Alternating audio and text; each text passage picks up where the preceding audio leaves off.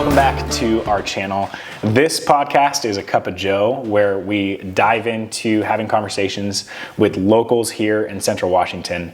We believe it's the best way to learn what it's like to live somewhere is to actually have conversations with people that live here. So today I have one of my good friends, Micah, with me. How's it going, Joe? Good, man. Thanks for coming. Dude, thanks for having me. Totally. Following up Cody Axtone with some big shoes to fill. That is big shoes to fill. That's how I feel. Well, awesome. What are you drinking? Is that the special Cup of Joe sauce right there? It's a peppermint version of it, yeah. Man, you guys just don't drink. I think I drink enough coffee for everybody. Yeah, that's true. That's true. I usually have about a cup in the morning, and that lasts me the whole day. Seriously. Mm-hmm. I'm about a pot in the morning, and then I might have to get another pot in the afternoon. I don't know how you do it, man. Yeah, well, I think your body can become immune to the caffeine. Yeah. That's what they've told me. That's fair. Yeah. I mean, you can drink it right before bed. I do. Like a baby. Sometimes that's like how you go to sleep well. It just calms my brain down. You just prime your brain. Yeah, prime it with coffee. Anyway, all right, enough about coffee. Let's dive into getting to know you. So you live here in Ellensburg, Yep. Central Washington, hub. How did that start? You were born here, or? No, yeah, it's a great question. Yeah. So I'm originally from Vancouver, Washington. A lot of people think Canada when I say Vancouver, but nope, it's just the town just north of Portland. And born and raised there. And once I graduated high school, I actually didn't know I was going to go to college until my senior year of high school. My dad thought it would be a great idea to kind of get out of Vancouver and just start fresh somewhere. And in high school, actually, I came up to Central for music competitions. I was in percussion, and it was like the solo state ensemble competition that they held every year. And I think 3 out of the 4 years our school came up to compete. And Central, if you haven't been inside their music building, it's phenomenal. Their concert hall is amazing. It's renowned, right? There. Yes, it is amazing. And that's what originally sparked my interest in Central. So long story short, applied. They reached out to me, said, hey, we're going to skip a lot of the interview process. You don't have to send us a letter or anything. Like, basically just apply, and if you have good enough GPA or whatever, like, we'll accept you. And I was like, okay, that's great. The 2 other colleges that I applied for never got back to me. And I was like, okay, like, Central got back to me. Was that your senior year when all that was going down? Okay. Yep. Yeah, it kind of happened pretty fast. Yeah, I have more to say, but that's essentially how I got here was music. Music is what brought me to Ellensburg. Nice. That's going to be a theme throughout our whole chat. I think today. so. That'll be good. So born and raised in Vancouver then, area. Yep. In Vancouver itself or kind of outside? Yeah, in Vancouver. Okay. Yeah, I'm trying to think because I lived with my mom originally and then moved with my dad. And we kind of moved around, but the greater Vancouver area is kind of where I stayed. Okay, nice. And you have siblings, or what was family life growing up? Yes, so growing up, I was the single child until I was around 8 or 9 years old. Then I found out I had a sister, half sibling. Okay. It was kind of a shock a little bit to our family, but quickly started to like hang out with her and get close. We didn't grow up in the same household, unfortunately, which is something that I kind of desired more of, was like getting to like live life with my sister. Yeah. And you're 8, you said? Yeah, 8 or 9. Okay. Yep. I can't remember exactly. She was born in 2006. And then high school comes along, and my dad's girlfriend and him had a baby, Indy, my little brother. Yeah. And him and I got super close. He's the baseball player, right? He's the baseball player, dude. Yeah. He's the prodigy in the making. That's awesome. So yeah, that was actually really sweet, getting to spend the first few years of his life in the house, just life on life, being a big brother. That's cool. I really loved that. And then during COVID, my dad and his now wife had James, my littlest brother. And I think he just turned 5 years old this year. Nice. Yeah. Is your dad still in Vancouver? Or? No, they moved shortly after I went to college in 2017. They moved down to Arizona full time. So that's kind of been a tougher dynamic, not being able to see them as much. Yeah. So we're a little bit spread out, but we do what we can to make it work. Nice. Did you obviously talked about music. Did you play any sports? What was like after school activities like? Yeah, so it was basketball and band. Like those were like my two big things. Basketball, that's right. That reminds me. I know. Yeah. I wanted to be Michael Jordan when I was a kid. Okay. But yeah, it was Probably not basketball. It was basketball and band in middle school, basketball and band in high school. But basketball in high school kind of took a turn for the worst. It was very, politics. A lot of politics going on. Was it a big high school? Yeah, 4A high school. Okay, nice. I think we went what high to school did you go State Union High School near Camas, Washington. Okay, so near Camas. Camas was like our biggest rivalry growing up. Yeah, Camas. I mean, a lot of people know about Camas. I know about Camas. Yeah. But yeah, it was basketball and music, and being in band. I was in percussion, so anything with a rhythm, I love. Interesting. And so that's kind of what kept me. No rhythm. I can teach you. No, I'm a piano player, so piano players are notorious for no rhythm. Maybe, but I think the ivory keys, you can do a lot with it. But I could basketball and music. That's awesome. And so what were summers like? Were they filled with a lot of band trips or like a lot of basketball, and then were you splitting time with your mom, your dad, or? Yeah, so growing up, it was mainly with my mom. And then around 7th grade, I moved full time with my dad. And in the summers, it was like I started playing for an AAU basketball team. So they played kind of year round a little bit. Okay. So it was a lot of basketball. Yep, travel ball. Yes. It's an epidemic now. Oh, dude, it's crazy. I have some little cousins that play, and they're so good. Shout out Hezekiah and Hudson. Oh, let's go. Basketball players? Yeah. Oh, okay. Yeah. But yeah, so summers, it was also hanging out with my buddies. I had 2 best friends growing up, Jared and Jacob, and we hung out. Unfortunately, around high school time, it was kind of getting into trouble and doing things that we shouldn't have been doing. Who didn't? Right. Yeah. But around my sophomore, junior year is when that kind of shift happened, where freshman, sophomore was mainly basketball focused. Gotcha. And then when things didn't work out with basketball, I mainly started focusing on running start. So college and high school. Yep. And that was really great. I started pursuing just getting some college credits, even though I didn't think I was going to go to college, but it turned out Two for one. Once senior year came around and I had a decent amount of credits, it just made sense. Yeah. Awesome. What would you say was a favorite childhood memory that you have? Something when you're thinking about childhood, like what's something that's a core, like makes you feel warm inside that you really appreciate? So, I mean, my childhood unfortunately kind of has a dark aspect to it. But when I think about like that dark aspect, one thing that shines so bright is riding horses. So like, really? Growing up, my grandparents, they had horses. Oh. And then I went to a place in Kimberly, Oregon, where I rode this horse, Billy Joe. And he imprinted on my life. You know how like Jacob in Twilight like imprints on like the baby? I've never seen Twilight, but that's how I can explain it. It was like, I don't know, this horse kind of imprinted on me, or I imprinted on it. It made such a big impact on my life where I felt so free. And amidst a childhood where there was a lot of captivity and a lot of darkness, when I was riding horses, it was just so exhilarating. Dude, I didn't know that about you. Yeah. That you rode horses. I was a little cowboy growing up. You really?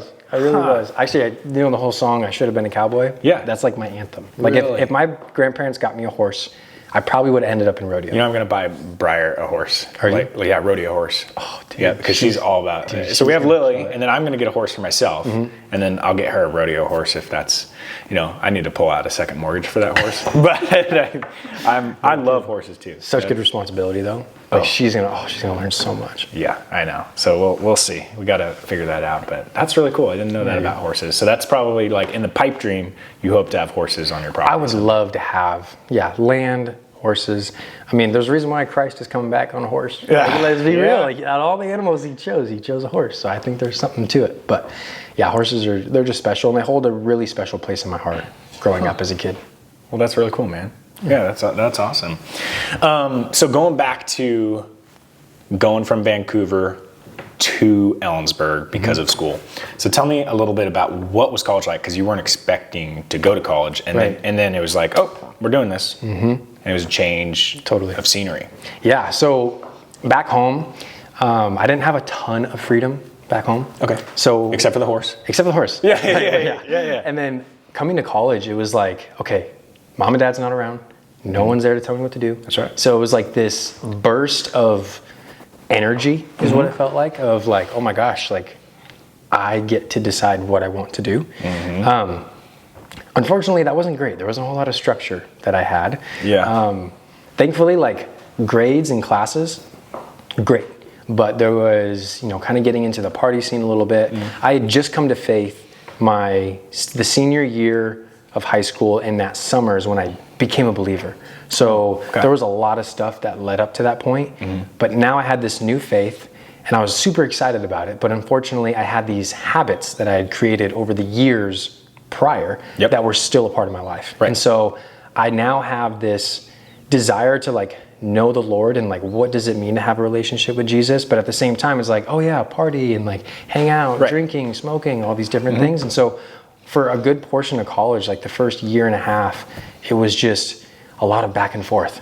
Like I'd go out and I'd be like, oh, what am I doing with my life? Like, why am I doing this? And then I'd like get right with the Lord and then it would happen again. So there's just like this back and forth, but there was a consistent desire to like get to know the Lord and like draw closer to him.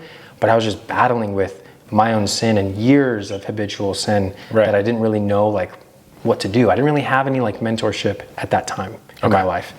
And what year is this? This is honestly the first 2 years of college. Which is like freshman and sophomore year. 2017? 2017 to probably 2018 to the end of 2018. Nice.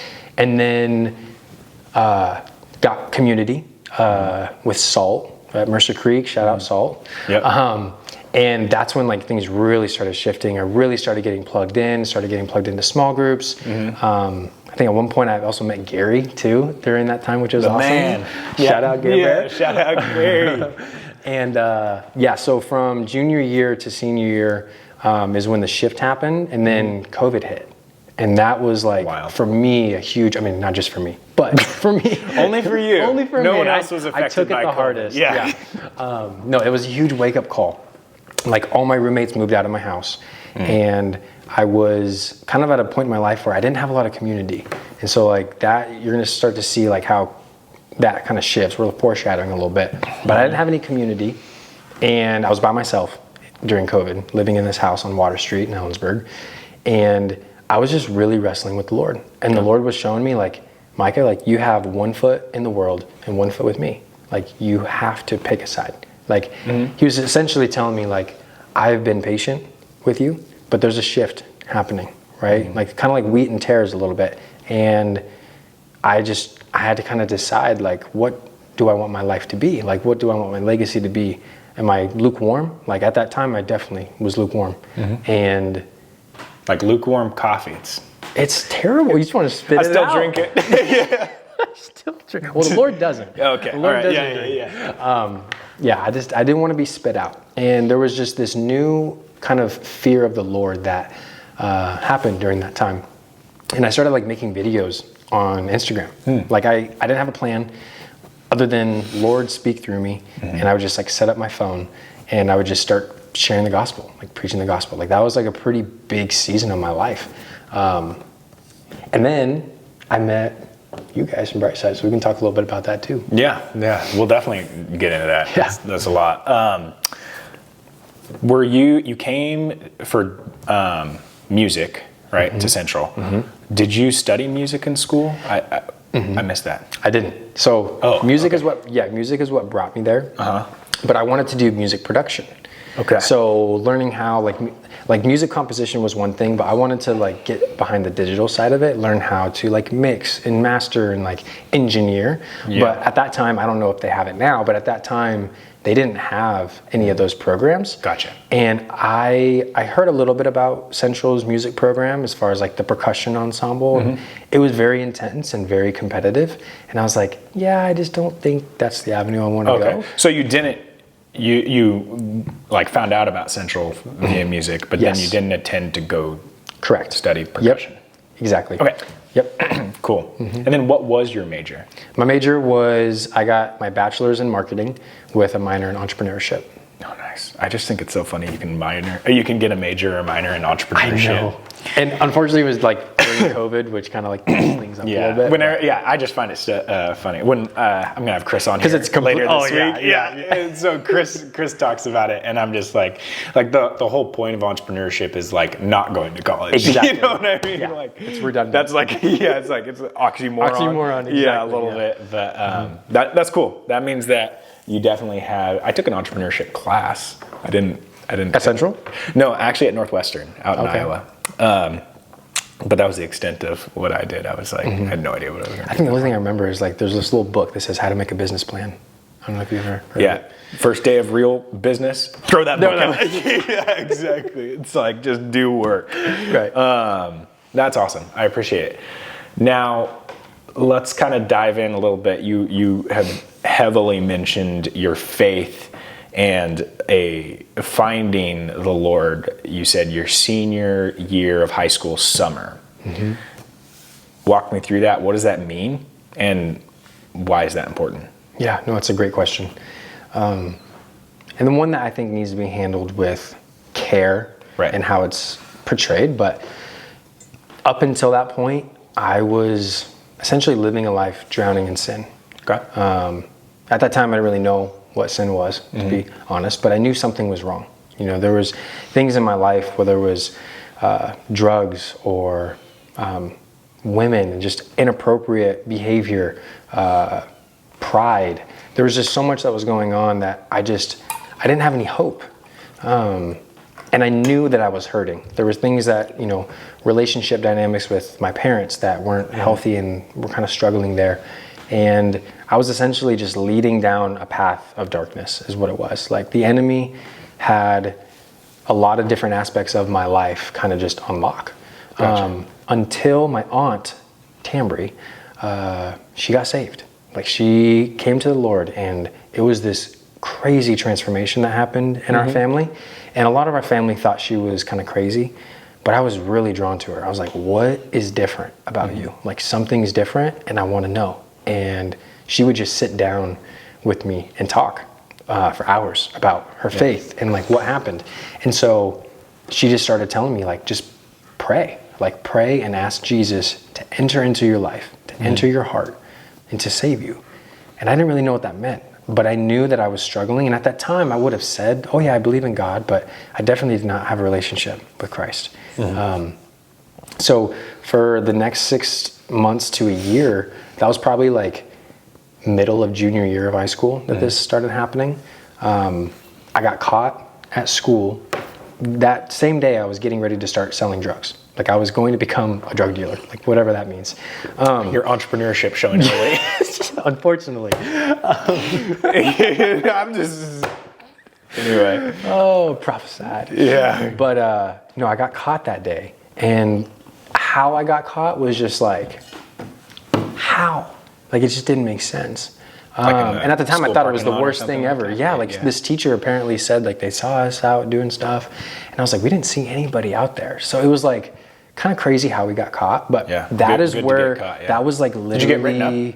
Oh yeah, like the whole police got involved. Like I had to go to classes, and honestly, it was great. It was probably the best thing that could have happened to me at that time. But at the time, I was like, this is dumb. Like this is stupid. Like I'm fine. But that was the actual like turning point of my life, where the Lord was now like evidently pursuing me. I think he's always been pursuing me. Yeah. But now I was like aware. And I'm like, okay, my aunt was telling me like pray to Jesus and like ask him to enter into my life. And now, because of what happened at school, I had like 10-day suspension. Okay. And so I had a lot of alone time. Yeah, and work to catch up on probably. And at that time I just started praying. Like I didn't know what else to do other than praying. And I would just like sit in my car and I would just cry and just call out to the Lord until one day it's like a light switch turned on and like I just understood. I don't know how to describe it, but I understood. I understood what my sin was. I understood the depravity that I was on my own, and the gift of grace that was given to me through Christ. And I remember I called my aunt right away when this happened, and she just starts bawling on the phone like, Micah, like you're saved, like, oh my goodness. And then immediately this thought, you're not saved. Like you don't know, like just immediate attack. And I started getting like demonic dreams after that. And it was just this crazy like spiritual shift in my life that for a good part of it, I was just on my own, like dealing with it on my own. But that is what ultimately like changed the trajectory of my life and like going to Central. Because then I started making music, and that was a big part of coming to Christ, was like music. That's cool. So tell me a little bit more about how that shift, because that's happening. You're in percussion, and then you're making music, and you're like, I actually want to be more on the production side. That wasn't going to be what it was, but that's not where music ended for you. No. Yeah. Yeah. And so again, as I mentioned before, I always loved anything with rhythm and beat. I used to listen to rap music like a lot of us did. You heathen. I know. But the first song that I actually wrote, it was about my mother. And unfortunately, like there were some things in my life or childhood growing up that was really tough. There was some drug abuse that was going on, and in high school I was just a mess, and I just didn't know how to process it. But I wrote this song, and it turned out that it was just so therapeutic for me. It was pretty raw, and I had a very narrow understanding of the situation. You know, I look back 7-8 years later, and I'm like, I was just a kid, you know. But that is what initially started and sparked this idea of like, well, I could write music because I love rap music, but also like for like therapy. Like it helps me process my emotions and like what I'm going through. And that was like right before I came to Christ. I found out, I could write music. And then after coming to Christ, the Lord was like, you are going to use this to glorify me. You're going to use this to share the message of the gospel with other people. Yeah. And I'm going to use your testimony. I'm going to use your story, which it's not the worst by far, but there's some pretty hard things in my past, in my story, that are kind of difficult to talk about, and a lot of us don't like to talk about it, but he's using it to kind of bring it to light in hopes to encourage and bring hope to other people who might have some similar experiences, that there is hope. Like no matter what the end, like no matter how horrible you had it growing up, whatever the enemy intended for bad, the Lord intended for good. Shout out Heidi. Heidi loves that verse. Shout out God. That's Genesis. Amen. Yeah, that's true. That's true. Yeah. That is true. But yeah, that is essentially like, that's what my mission is now, I would say, is like making music to glorify God and just letting people in on my life in hopes that they can relate and not feel so alone on this journey. I think a lot of times we think we're the only ones going through a lot of things. Classic. And when we start talking about it, we start realizing, you feel that way too? Yeah, we're a lot more similar than I thought. It's almost like God made us or something. Yeah. But yeah. That's cool. So how many songs have you produced up to this point since that first one? That's a great question. I think I have like maybe 5 or 6 singles, and then I have an 8-song album. And then right now I'm sitting on like a 16-song album called Transparent that I have not released yet. Okay.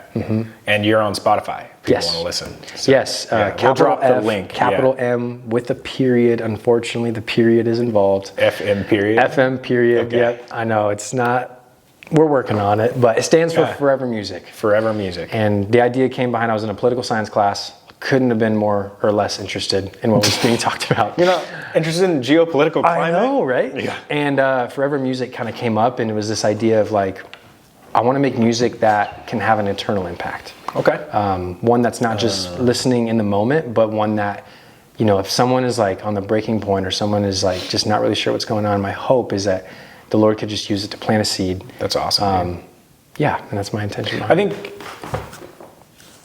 I'm really proud of you for taking the hard struggles that you went through and allowing the Lord to steward the gifts that you had, obviously, in creating music. I mean, if you guys listen to any of your stuff, it's fantastic. And usually Christian rap, we kind of joke that it's crap Christian rap, right? Corny, a lot of people corny? say. Okay, yeah. No, your stuff is so good, and I'm just so excited for obviously the journey that it's been, and my encouragement is to keep making music. I think that you do an incredible job. You're an amazing performer. I've seen you up on stages, and you're just like, it's no big deal. You're incredible at doing that. Thank you. That's a gift. I think a lot of people can work on it and be pretty good, but you naturally have the ability, and you work on it. So I appreciate that. Yeah, dude. That actually really means a lot. Thank you. Yeah, I know that we're like just getting going, and this journey of music and this passion is kind of like, it'll always be in your life. And so it's like, it's a forever thing. It really is. Yeah, forever music. Right. But I think that your music has already impacted so many people positively in whatever space they're at in the journey, dude, it's just getting going. And that's my encouragement is I want to encourage you. I want to help you. I'll help you produce like we're producing this podcast, like same kind of thing. I'm happy to do, like, I love helping you out in this thing. Cause I think that it is something that, there needs to be more light in the darkness, especially in the music industry. You would know more than me. Yeah. But very dark place. Yeah, and then rap even more so. Yeah. I think there's honestly probably a lot more people that would relate to your story than my story. What a huge opportunity. You know, like I think that you've heard of what's that age-old thing, like hurt people. Yeah. Well, you're a healed person. You can help heal people. Amen. Right? So that's like huge encouragement there. You're incredible and keep doing it. And don't let other things, seasons of life change things, what our attention is. And so like, you never know, but I think from what I've seen, that's the calling on your life. Build music, and probably when you're dead, it'll just blow up. Hopefully, like any good artist, timing. any Honestly, good artist. That would be perfect timing. Yeah. It's often a blessing that we are not just like, you don't just blow up instantly, because then like you can't handle anything. Oh my gosh, if I would have, Yeah, there's a lot of maturing process that we all take. But man, I've seen your work. So many people that will be watching this have seen it, and I think everyone can attest that. Incredibly talented, but more importantly, you're fulfilling the mission that's on your life for it. I appreciate that, brother. That's really encouraging. Trust me, now especially is like, I don't know, this is perfect timing. So I appreciate it. Yeah, dude. When's that album going to be released? TBD. I went to Malibu and I got kind of pushed back and now I'm thinking about releasing it in singles. Just almost like a... You said 15 songs? 15 or 16, yeah. And so one every week or one every 2 weeks, just to kind of keep a consistent, That's almost like idea. A drip, you know? And then, film some content or stuff like that in between each one. I think that would be a great way, rather than just just dropping it all at once. It kind of allows for some time for people to digest it. Okay. What is your hope that people feel when they listen to your music? That's a great question. How do I want people to feel? I think there's a balance. I want people to be encouraged, obviously. But the truth of the gospel is it's offensive because it deals with our offenses, right? And so my hope is that there would be some level of conviction that a lot of times I hear people say I just listen to the music for the beat, right? Yep. And so, which is great. Trust me, I listen to a lot of music for how it makes me feel, just rhythmically. Yeah, there's some music after you listen to the lyrics, you're like, I can't believe I was listening to that. Right, but it has a really nice beat. And so my hope is that people would begin to pay attention to the lyrics and would start asking the tough questions. Whether people are, already walking with Christ, or who maybe have been hurt by the church, or maybe have no idea or don't want anything to do with Christ. Right. My hope is that people would at least be able to see that I don't have it all together. I don't want to be the believer that's oh yeah, come to Jesus and you're gonna have prosperity. And it's yes, he desires good for us, of course. Yeah. But it doesn't come without trial. It doesn't come without hardship. And my hope is that people would look at it and see that it's real. I think that's my hope. In a world right now where AI and things Super are fake. coming, it's a lot of times it comes across very fake, and my desire is that people would listen, even if they don't agree with it, they'd at least be able to say that's real. That is someone who's he is speaking the truth, even if I don't agree with it. And my hope is that it would be pointing them to Christ. I just want to be a big arrow, in those neon arrows. And if people listen to the music, that it wouldn't just end with me, that I would just be like a turning point, just pointing people to Christ. That's my desire. That's cool, man. That's awesome. What are obviously your dreams with everything, but do you have a 5-year goal or hope with music production? With music production, I don't have a specific 5-year goal, but what I do want to do moving forward especially is get in front of people. Yep. like I've had opportunities to open for like One Common Music. They came out here, we flew them out. That's right. Our manager, Roz, set the whole thing up. It was amazing. And that's what I've noticed, the biggest impact has been in person. So any opportunities any opportunities to get in front of people, and there's just something about being in the presence of, like, it's one thing to record music, it's another thing to like share it live. There's just a presence that can tend to happen. That would be like my biggest goal, is just to get so in like front more of more concerts, people. more live events. Yes. Maybe even not even producing a handful more songs, like just take what you're having. Yeah, just start like calling up churches and just like, hey, like, can I come out for Well, you've free? performed at churches in Western Washington. And Yes. stuff. Yeah. Here in Western Washington, it's been such a gift. You were at the rodeo grounds last year. Yeah, that was so like a last minute thing. Yep. Maddie That was Wolf cool. and I, that was a blessing for sure. Yeah. That's so more stuff like that. Yeah. Do you have hopes to like? You kind of dabble in the content creation. We have that in common.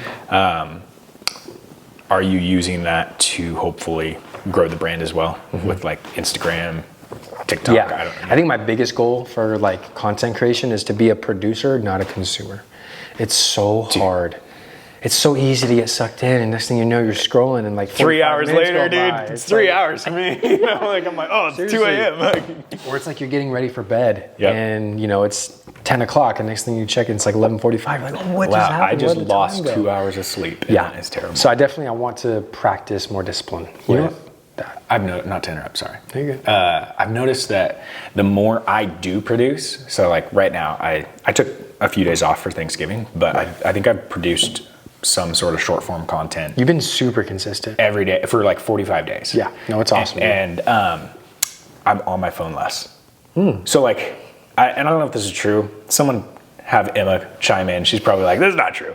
But I feel like, I feel like I am like consuming less than, now that I'm producing, like you're producing more. I'm like, I look at that app as like, I gotta be like, I'm putting something out there. Right. And so it's like changing a little bit in my mind where I'm thinking, okay, like I'm producing something, and then by the time I'm done, like editing a reel, it seems silly, but it's like an hour to edit sometimes.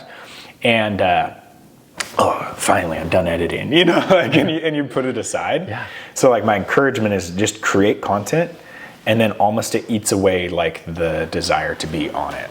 But you got to have that self-discipline to not like in the midst of editing, you swipe to the homepage and you go through reels or whatever. I mean, we're living in a really tough time psychologically. Oh, dude. Because there's so much happening right now. well, it's like they've spent billions, probably trillions of dollars to figure out what obsesses the human brain, and then they put it into an app.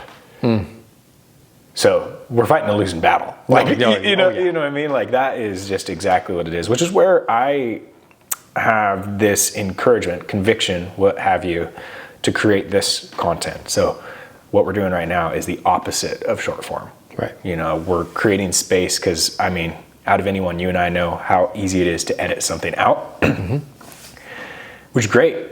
But I think it causes depression for people because they think that we're just our attention span is so small. I think it's said that we have a shorter attention span compared to a goldfish. Yeah, we didn't used to, but now because of Facebook and Instagram and just TikTok, like the first few seconds and we're just like bored and we just continue. It's crazy. Yeah, it's just it's interesting. I listen to a lot of podcasts, listen to a lot of books and stuff, and it's like that's like the antidote is to how long can you go listening to something. And being present, or put your phone away from you. So anyway, that's a rabbit hole. Sorry. No, you're good. I love it. Oh, dude, we could be here for hours. Well, yeah, that's kind of the concept. Yeah.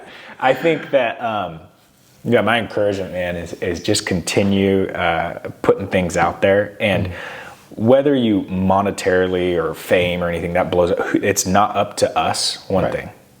The other thing is like, that's not the purpose. And that's what I love about what you're doing is your purpose is to impact one person.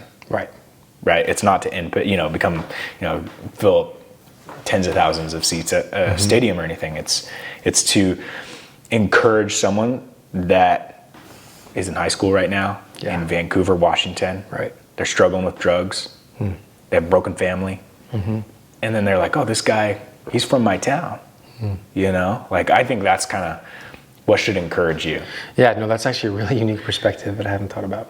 Yeah. That's really cool. It's really motivating. It's like you're It's like almost helping like to be the yourself. person that I needed or that I could have like benefited from in high school. That's actually a really cool perspective. Yeah, because otherwise they maybe never would have heard of anything. And Right. you know, like I think that we live in the modern age where we were just talking about the social media thing, but if we're able to combat that with positive media and put out, like, our energy needs to not be sucked away from swiping, but needs to be given through the positive product we are able to, because like that kid in Vancouver would never be able to come up here to Ellensburg and watch a show of yours, but he'd be able to listen on Spotify, be able to see a reel, he'd be able to, you know, something like that. And so that's the day and age we live in. So we have to like not like turtle ourselves and be like, I can't live in this society, but it's more like where we can stretch it. Yeah, we can use it to the Lord's benefit. The social media and stuff. So that's cool, man. Yep, I'm excited for where it's going to go. I appreciate it. It's actually it's helpful to talk about it. You can get so kind of ingrained in like the day-to-day life. You can kind of sometimes miss seeing the bigger picture. Yeah, I mean, even since we've become friends, which we've been friends since COVID, so going to be 6 years. That's crazy. Yeah. Before COVID. Yeah, because it was 2019. Yeah, that's. I mean, it's crazy. Yeah, I think that it's so easy to get lost in the weeds, but I think that your content, the music has gotten better and better. I think that over time, like, and it's not like you do it full time either. Like you work full time. You know, you have other things you got going on in your life, and so that's which we'll get into shortly. But I think that it's, you know, for being a steady Eddie in your life, like my encouragement is like keep stoking that fire. Don't let it die, because there's kids that are counting on you. I needed to hear that. You bet, dude. I appreciate that. All right. Okay, let's get a little more specific here. Down. Now, you graduated from college in 2020? 2021. 2021. Yep. Why'd you stay? That's a good question. Part of it was, actually, I think the main part of it would be community. That's the biggest part. I obviously, like mentioned, met you guys in 2019, kind of COVID happened, graduated. I was looking at an internship over in Sela at Treetop, and unfortunately that didn't work out.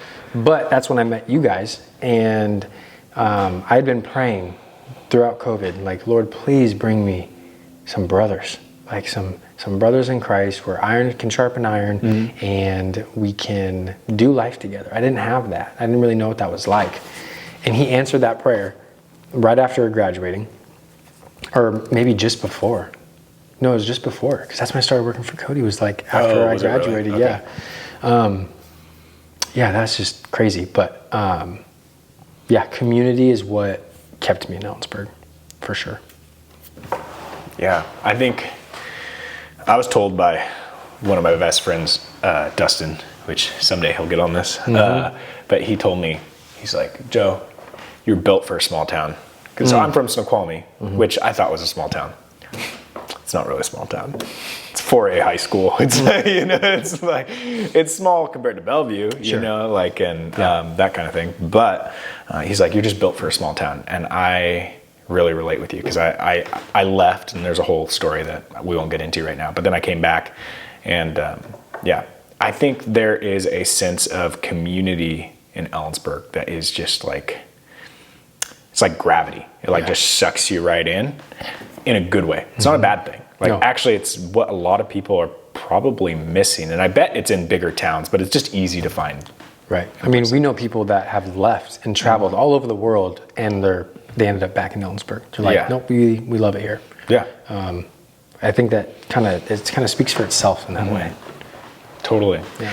And there's a lot of room, like physically. Like you're not like boxed in. Whenever I go to pretty much anywhere in Western Washington, I'm always shocked how used to like the open farmlands I've gotten. But I'm also like, yeah, it's clearly just totally different. I mean, we're on 40 acres right now. Yeah, and this is the small farm next to the other farm. Yeah, and so there's just it's totally different. 40 acres in Western Washington is like insane. Oh my goodness. You know, and here it's like that's what. Those are developments now at this point. Yeah. And just depending where you're at and stuff, but even the view, the wide open spaces, like it feels like a little bit like not big sky country. Obviously, Montana's different, right? But like it kind of gives you that a little bit, and you're only 2 hours from going and seeing a Mariner game, right? So, yeah, I mean, central. It's like you're kind of in the middle. You can kind of choose what you want to do. Yep. Yeah. So let's chat a little bit about post-grad life, maybe, potentially COVID. A lot of people experienced COVID and kind of left, but you stayed. Mm-hmm. Tell me, you were still in school, right? Senior year of school? Yeah, senior year of school. It was pretty rough. Mm-hmm. I won't go into details about like the schooling part, but I got my degree in marketing because I love the idea of providing value to people. And actually, I did my capstone project with my music. I used my music was it really? to That's cool. Not market the gospel, but essentially I find value in the gospel. Yeah. And so I want to share that value. And so I kind of like spun it a little bit. Yeah. And it was actually, it was received really well. And I'm actually super thankful for that. You didn't get an F. Huh? You didn't get an F. Yeah, no, it was quite the opposite. Putting your faith out there. It was really nerve-wracking, especially to do that in a college environment like Central. But it was worth it. The Lord was faithful in that. And then I was looking for a job, and what kept me here, honestly, was my boss, Cody. Mm-hmm. He, after Bible study one night, was like, "Hey, like, do you want to work for me?" And I was like, "Dude, I don't know anything about dog training." So Cody Axtone owns Gung Ho Dogs here in town, and it was kind of like the beginning. Like the only other job I had prior to working with Cody was I worked at the university at the Wildcat shop for all 4 years. So sales associate, stayed there all 4 years. It was a great experience. I kind of tend to stay where I work. Mm-hmm. Like I don't really like pop around too much, which I appreciate, but I also like it's not a huge resume. It's like, I've had 2 jobs in the last 6 years or something like that. Well, it shows actually faithfulness. Yeah, that's true. That is true. What's the whole like jack of all trades, master of none? Yeah. Right. So I think that's something me. I do like. Yeah. Hey, you did pretty good. The Joe of all trades. Joe of all trades. Just an average Joe. Average Joe. Average cup of coffee. I love it. Yeah. But yeah, so Cody asked me to work for him. That was in 2021, October of 2021. So right after I graduated. Mm-hmm. If I didn't get that job, I really don't know what I would have done. I could have worked maybe some odd jobs or construction or things like that. But that job is what ultimately has kept me grounded here for the last 4 years. Yeah. Yeah. It's been really sweet.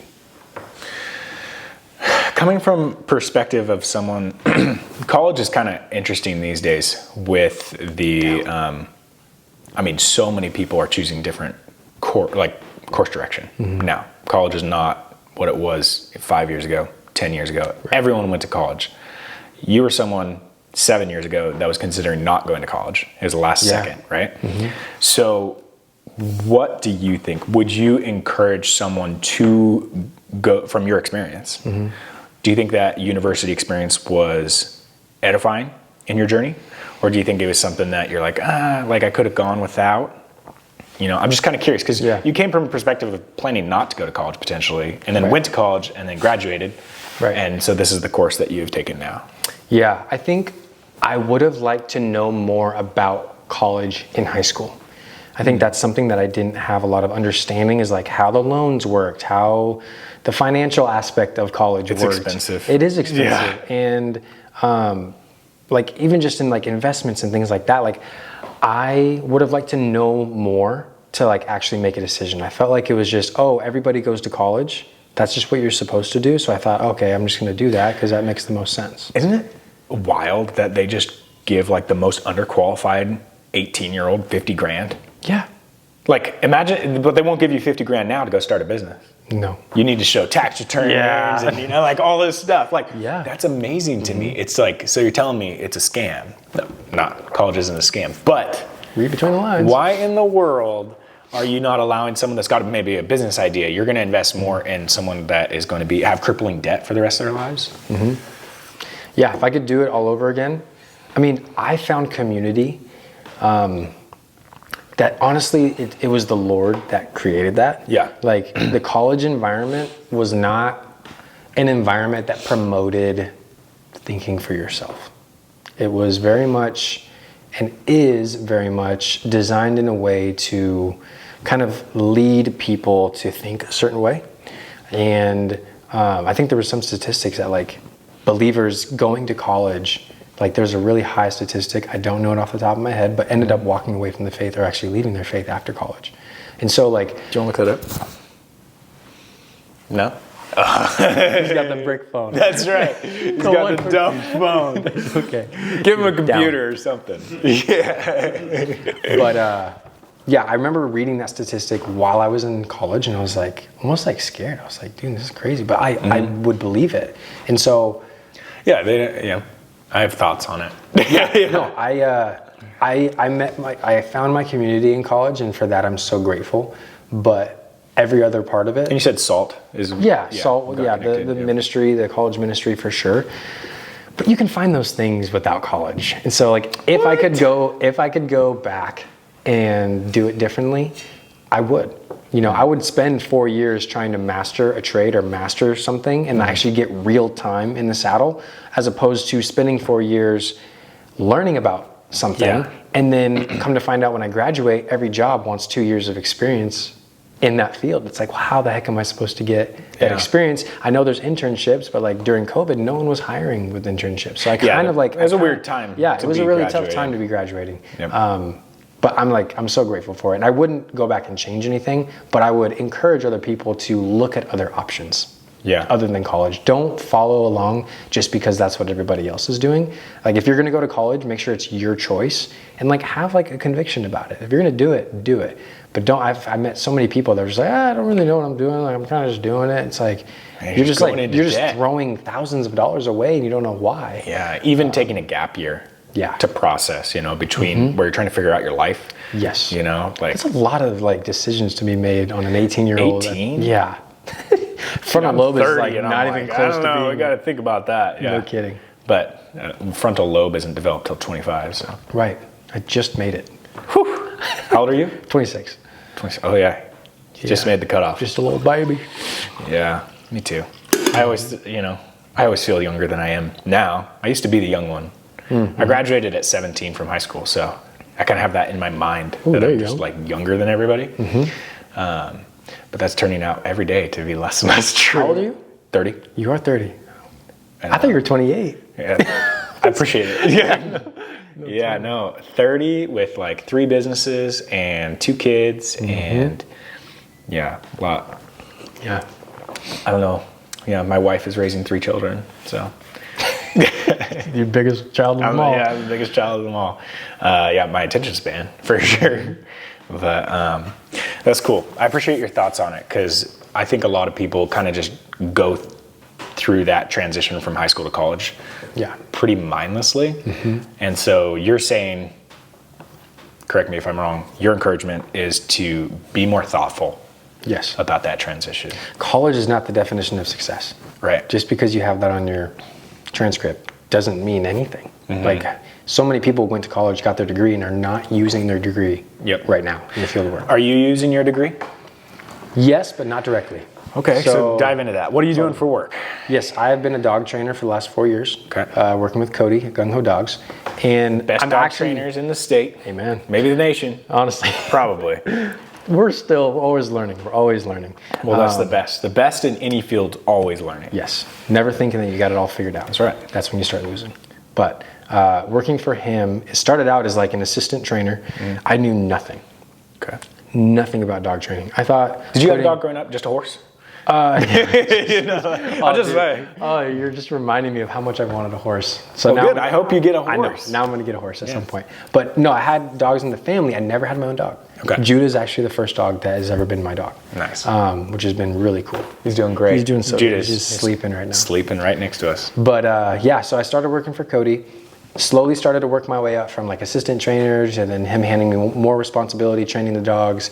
And then eventually I started working with the clients and sharing with them like what I did with their dog. And then it got to the point where now I'm meeting new clients who we've never met before. I'm assessing their dogs, seeing if they would be a good fit, and then seeing what training program would fit and work best for them. So as far as the marketing goes, I'm kind of been using like the more traditional style of marketing, like person to person. And like showing them, it's basically sales, yeah. But like I get to show them like the value like right then and there. Like they get to see like, oh my gosh, like you already did this much work with my dog. It's been 20 minutes. And then the best part being after you've finished training their dog, just the transformation that's happened and the return on investment that the clients are like so happy, they're so grateful. You've made their life so much more peaceful in their home. And that's been like the best experience that like, I don't think I could get on a computer screen and like looking at numbers and like demographics and different markets. And like, there's a place for that, but I love the people that I get to work with. And like, what an opportunity too, to like share the gospel. Like that's not why we train dogs, but a lot of times people ask us like, how are you so calm? How are you so patient? Trust me, it didn't start that way. Like when you're working with like disobedient dogs over and over again, the Lord's like, yeah, and like, look at you, like be disobedient. And it's just a unique opportunity to get to speak life into people's environments who a lot of people, including myself, have struggled with anxiety and like different things like that. And so I've gotten to experience my degree in a way that I never thought I would, which has been really cool. That's awesome. What would you say is been, well, two questions here. All right. First one would be, what is the hardest shift of going from never owning a dog to now owning a dog and being number 2 at one of the best dog training facilities ever, right? In 4 years. Yeah. So what was the hardest thing for you in that transition of 4 years? And you take time, don't feel rushed. Yeah. I think the hardest part was facing myself. Okay. Like the Lord essentially like flipped the script and like turned the mirror onto myself and showed me a lot of stuff that was going on internally that I was not aware of. And he just started chiseling away at my heart. And that's been the most hardest part. Like Judah has humbled me so much. I believe the Lord has used him to help me to, if the Lord wills it, to be a dad and to be a better dad now than I would have been if I was not a dog trainer. Like I can't describe how much the Lord has shifted my perspective, and he just exposed a lot of anger that I had in my heart. He would use these dogs that were just being dogs to expose so much anger and frustration really at myself. Like I had to face myself and like work through a lot of things that were going on internally that I don't know how else I would have faced it. It's like the dogs didn't kind of provoke it, if you will. Yeah, because, well, you don't know where your limits are at until you hit them. Right. Yes, that's very true. And the Lord graciously showed me kind of just what was going on, like that I was not aware of. And so that has been like the greatest learning experience over the last 4 years, is like learning how to be patient, learning how to be like slow to speak, quick to listen, slow to anger, like it says in James. And like it's made me like the character development that has happened in the last 4 years surpasses anything monetarily that I could have like made from this job. Yeah. That's always the key. Yes. Man, I was just talking with Heidi earlier today, but about this exact thing. It's like you have this huge project, maybe you're going into work for the first time. It's not about, well, it is, it's getting the work done, but the value, I think, when I see things, it's like, what is that work making me become? Like, I need to become better than I am today to get this project done. Right. And so, I mean, it can be kind of, there's extremes on that that I have personally experienced where I'm like, I am nowhere near. I can think of a lot of projects that you've done. Where I need to become better. Yeah. And I think society's soft. I think a lot of people, that's really a general thing to say. Yeah. But it's pretty evident because I am on Instagram and TikTok a lot. I do see the behavior of our society, especially our peers. And I think that everyone just needs a good hard dose of hard work. Yeah. Like, we have too much time on our hands. Yeah, just actually, like, we're living in a very luxurious time. Yeah. We're living in, we have all these modern conveniences, indoor plumbing for one.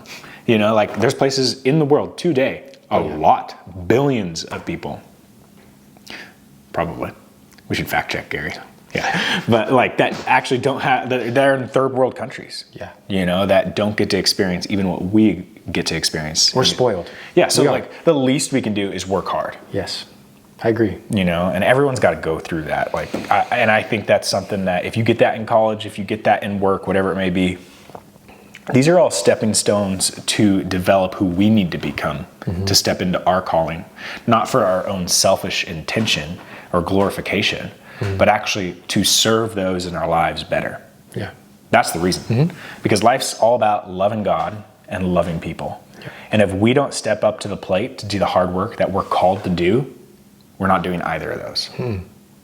Especially as men. Doing the opposite. Yeah.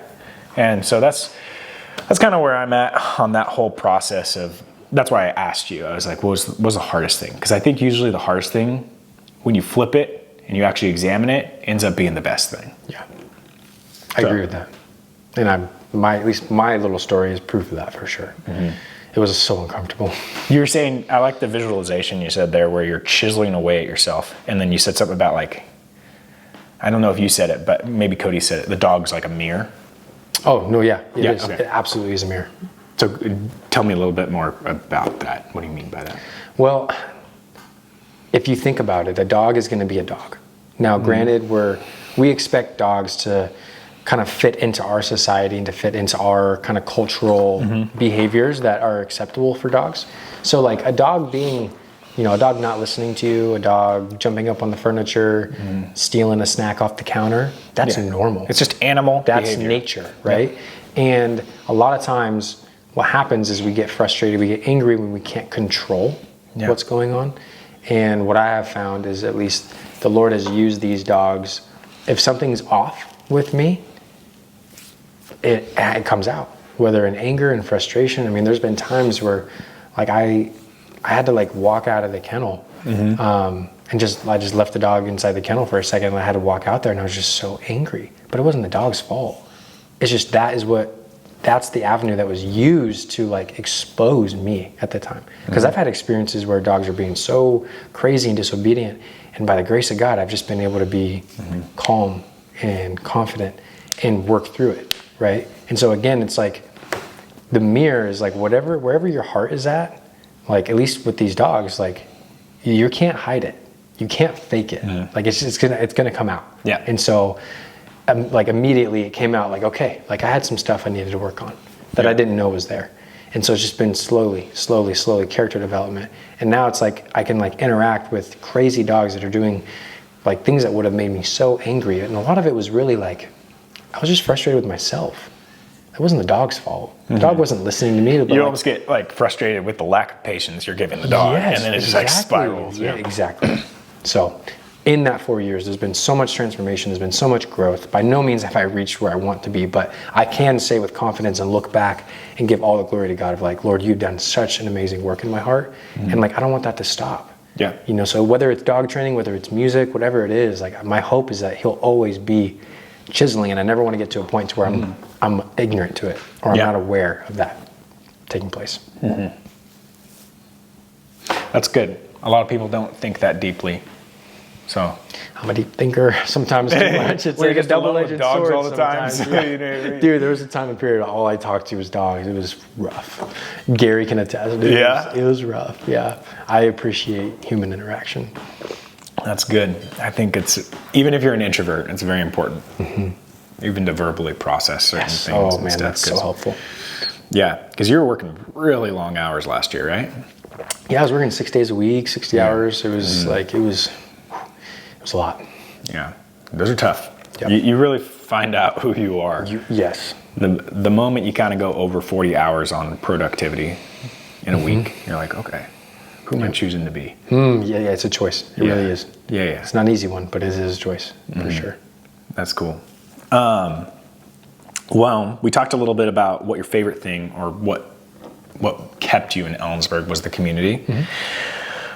For someone that knows nothing about Central Washington and thinks that it's like Spokane, they don't even know about Ellensburg. They just drive right through from Seattle to Spokane. What is your least favorite part of Ellensburg? Central Washington as a whole. Least favorite.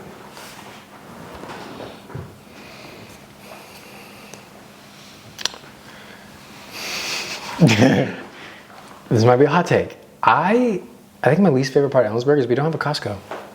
Seriously? Yeah.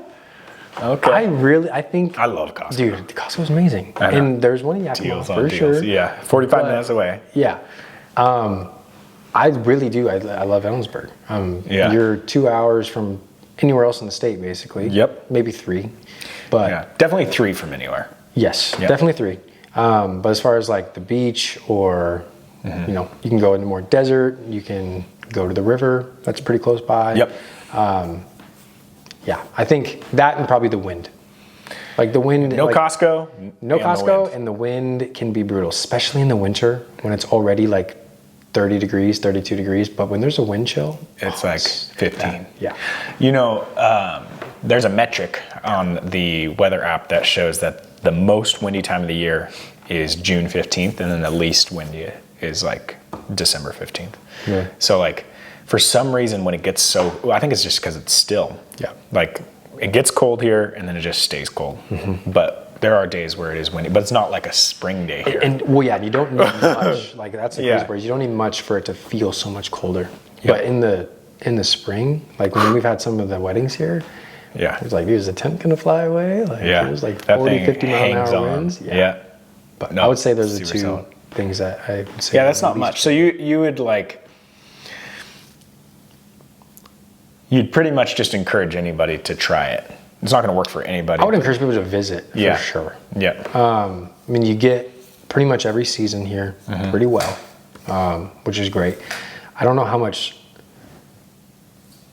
sunshine there is. I think there's like 300 and yeah, it's like just around 300 days. And another fun fact, Ellensburg is the exact same humidity as Phoenix, Arizona, Is it really? annually. Yeah. No way. Fact check me. Someone fact check me. Gary, we need you to fact check Phoenix, me. Arizona. Okay, Yeah, I'm gonna yeah, fact. yeah, I'm yeah. so curious. Yeah. now. Yeah, something like that, but it's more dry here than people would It is imagine. dry, It's very yes. dry. Yep. Like I go back over to the other side and I'm like, oh, my hands aren't like cracked. Right. Because they are. Here it's like, man, I didn't know.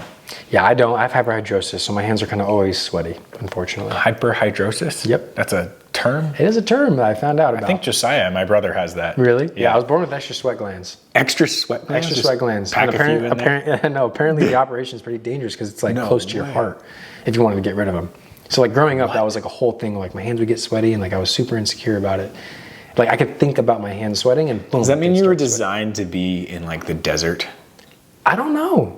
Like just, because I'm thinking like I can withstand cold pretty well because of Right. my genetics. And so I'm imagining maybe you were designed to be in like the Middle East. Because like You know? because like the dry heat, like my hands are not going to crack. My skin's not going to crack for Yeah. sure. Because it's just Oh, dude, I'm telling you, like, just ask Emma. I will be working outside and my hands start bleeding. really Just how cracked. dry they are. They're just cracked. Yeah. So, I never thought I would be a guy that has to lotion his hands, but I do because like they'll get so dried out. Right. And Yeah, my your lips get dry. it's kind of like a built-in moisturizer that I have. Dude, what a little superpower. It kind of is. Yeah, you got a little superpower. Yeah. You don't get cracked hands. Oh, that's funny. Yeah, so the wind, no Costco. Yeah. What I think about with Ellensburg being underrated for its geographic location, did you take like geography in college or did you take like geography in high school or not? No. What? I mean, in high school probably. Yeah, but- remember like those maps where it like shows like it's like the map of like it's got a river going through and the ocean out here and the mountains. Yeah, You yeah, know, yeah. it's like telling you what all the Like names what it are. provides and stuff, yeah. what all the. I feel like Kittitas County is that map because it's got like the desert. It's Right. got the mountains. It's got the river. It's got lakes. True. It's got it's like everything. Right. Bunch of trees, forest, and then it's got farmland. So, to me, I think whenever I'm like, what is it like geographically? Well, I know geologically, it's like the bee's knees apparently because like the geology department at Central is like really big. Right. because there's all sorts of activity around here. I actually helped someone purchase a home that their son was coming to school specifically for geology because he had found the YouTube channel of the professor at Central. And he's like a pretty big, I wouldn't say, maybe a celebrity, like geology at Central. Wow. Because of just that we live in such a unique little spot. Because there's a lot of other states, places in the world where it's like this state is like one thing. Like you go to Nebraska, just flat. Just like nothing there. Right. Or maybe Colorado has two things, right? Flat and then mountains. Right. Okay. But like very seldom do you have a place where it's like it looks like Western Washington, which is the evergreen look and the rainforest. Right. And then in the same state, you have something that looks like Phoenix, Arizona. Yeah. Over by like Coulee City and stuff, with all the big coulees. Yep. And then Spokane gets a little more like Idaho kind of topography. But I just think it's like so unique, and being in Ellensburg, you can experience all at the same time. Like you drive from here to North Bend, you go through like 3 climates. Yeah. Well, talk about like the snow that we get too, because of the mountains that we have. Like it really is amazing. We get a lot. Yep. Yeah, and the rain shadow, you mentioned it with the amount of rain, like with the amount of sun we get, because the Cascade Mountains aren't small. So they stop a lot of that weather, but that weather sits on the mountains. Right. And so then we could go skiing. We could, enjoy all that stuff. Enjoy it. Yeah, it's a little piece of paradise. It really is. I personally think, but it's not for everybody. A lot of people like to be in more urban. Yeah. The city, the hustle and bustle, like I totally get it. But that's actually why I love Ellensburg, is I came from the city, Vancouver, right? Yep. Which now is even bigger than when I was there. And I love this slow pace of life. There's nothing like the fact that I can like run into people in town. The odds of that happening is so much more high. It just makes it feel more communal. Vancouver, good luck finding, seeing anybody that you know. Yeah, it's just more connected, I think, here. Yeah, communal for sure. That's what Ellensburg is really about. And there's different pockets of community for different people. And despite it being such a small, isolated town, it's like pretty diverse. Yeah. As far as like worldviews, perspectives, like for sure. There's a lot.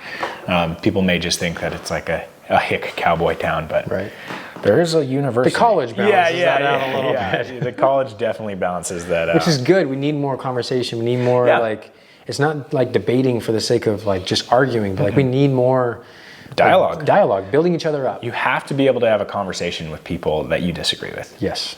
Otherwise, I don't even know if you really like believe what you believe if you're not going to have a conversation. We're just so far apart that we're just like in our own little camps. But like back, 20, 30 years ago, like we could have mutual disagreements and still respect each other, hang out with each other, do life with one another. But it's just, it's gotten so polarized. Yeah.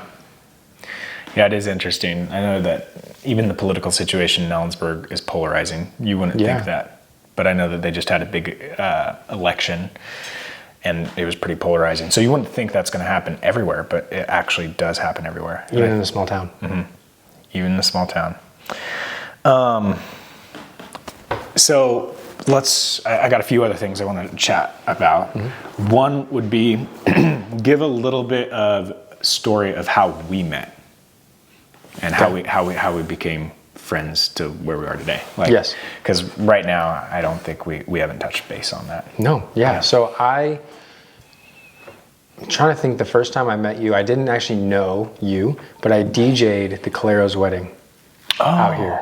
Yep. Yeah. And I think I maybe like saw you. Yeah. But we had like, I don't think we like officially, we might have shaken hands and like said hi, but it was very brief, very quick. That was, I think, the first time ever, like being on the same property as you. And then I remember coming out here for Bible study. We had a bonfire out there. Classic. And that was the first time that I met you. Started coming more frequently, and then started volunteering. And then at some point, like we started hanging out more, and you asked me like, do you want to live here? Because like Gary just like moved here. That's right. And Small Engine Central. Yes, Small Engine Central. Shout out. Yeah, dude. That's right. We'll get Gary on here and he'll talk all about Small Engine Central. Yeah. So entrepreneur right there. See, there's little little trails of your life where you're like entrepreneurial. Well, and like here, everything is like almost interconnected. Yeah. That's the beautiful part. It's like we're all interconnected in so many different ways. But yeah, you and I mean, when I started living here, we started spending a lot more time together. Yep. We started working on the property together, which was amazing. I remember this one time specifically. It's a very special memory that I have. There was a young man who needed some help with medical expenses, and I was working with you that day, and we were out here, I think, by the blueberries, and he needed some help financially, and I was kind of like, oh, I want to help, I just don't know if I have enough. And you're like, dude, like just send a message out, like to the guys, and like we like raised money to like help with his medical expenses. And that was like a moment where I was just like, whoa, like this guy's legit. Like he like will stop, like of course like we're working, but like you were not afraid to like stop and like care about the things that needed attention like in the moment. And like for me, that was a huge turning point of like how I viewed you, and that only just grew from there. Like living here, I mean, there was a lot of challenges that we faced as far as like working habits and styles and things like that, but we talked about them. We had conversations, and like that bond just slowly started to increase and increase and increase over time. And now you're like one of my closest brothers here in Ellensburg. Even though we don't see each other a bunch, it's kind of one of those relationships where we just pick up where we left off. But there's been a lot of growth that I've seen in our relationship. It's been so cool to like watch you grow and like flourish. And like you definitely have a lot of irons in the fire, but one thing that I've noticed about you is like you follow through, and I appreciate that a lot. It's like it may not be the thing that you like pursue long term, but you at least give it a shot. It's you know what I mean? It's not just like this kind of idea that you have, and you at least like tried it. Like the Airbnb, dude, that was crazy.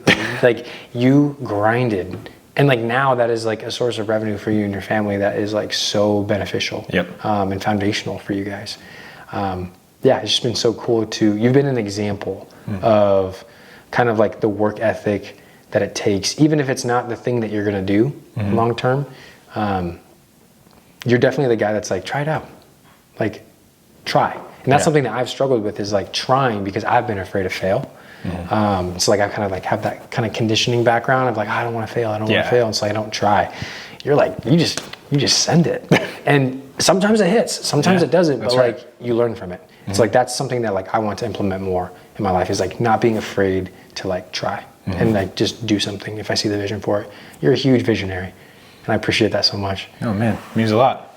Of course. I appreciate it. That's cool that you brought up that memory. I 100% forgot about that moment. I wouldn't expect you to remember that. But for me, it meant a lot. Well, dude, life, I said this to Cody, and it's going to be a theme, I have a feeling, but people don't remember what you say, they remember how you made them feel. I could go into that. And like I fail more than the next guy. But I fail trying. And I think that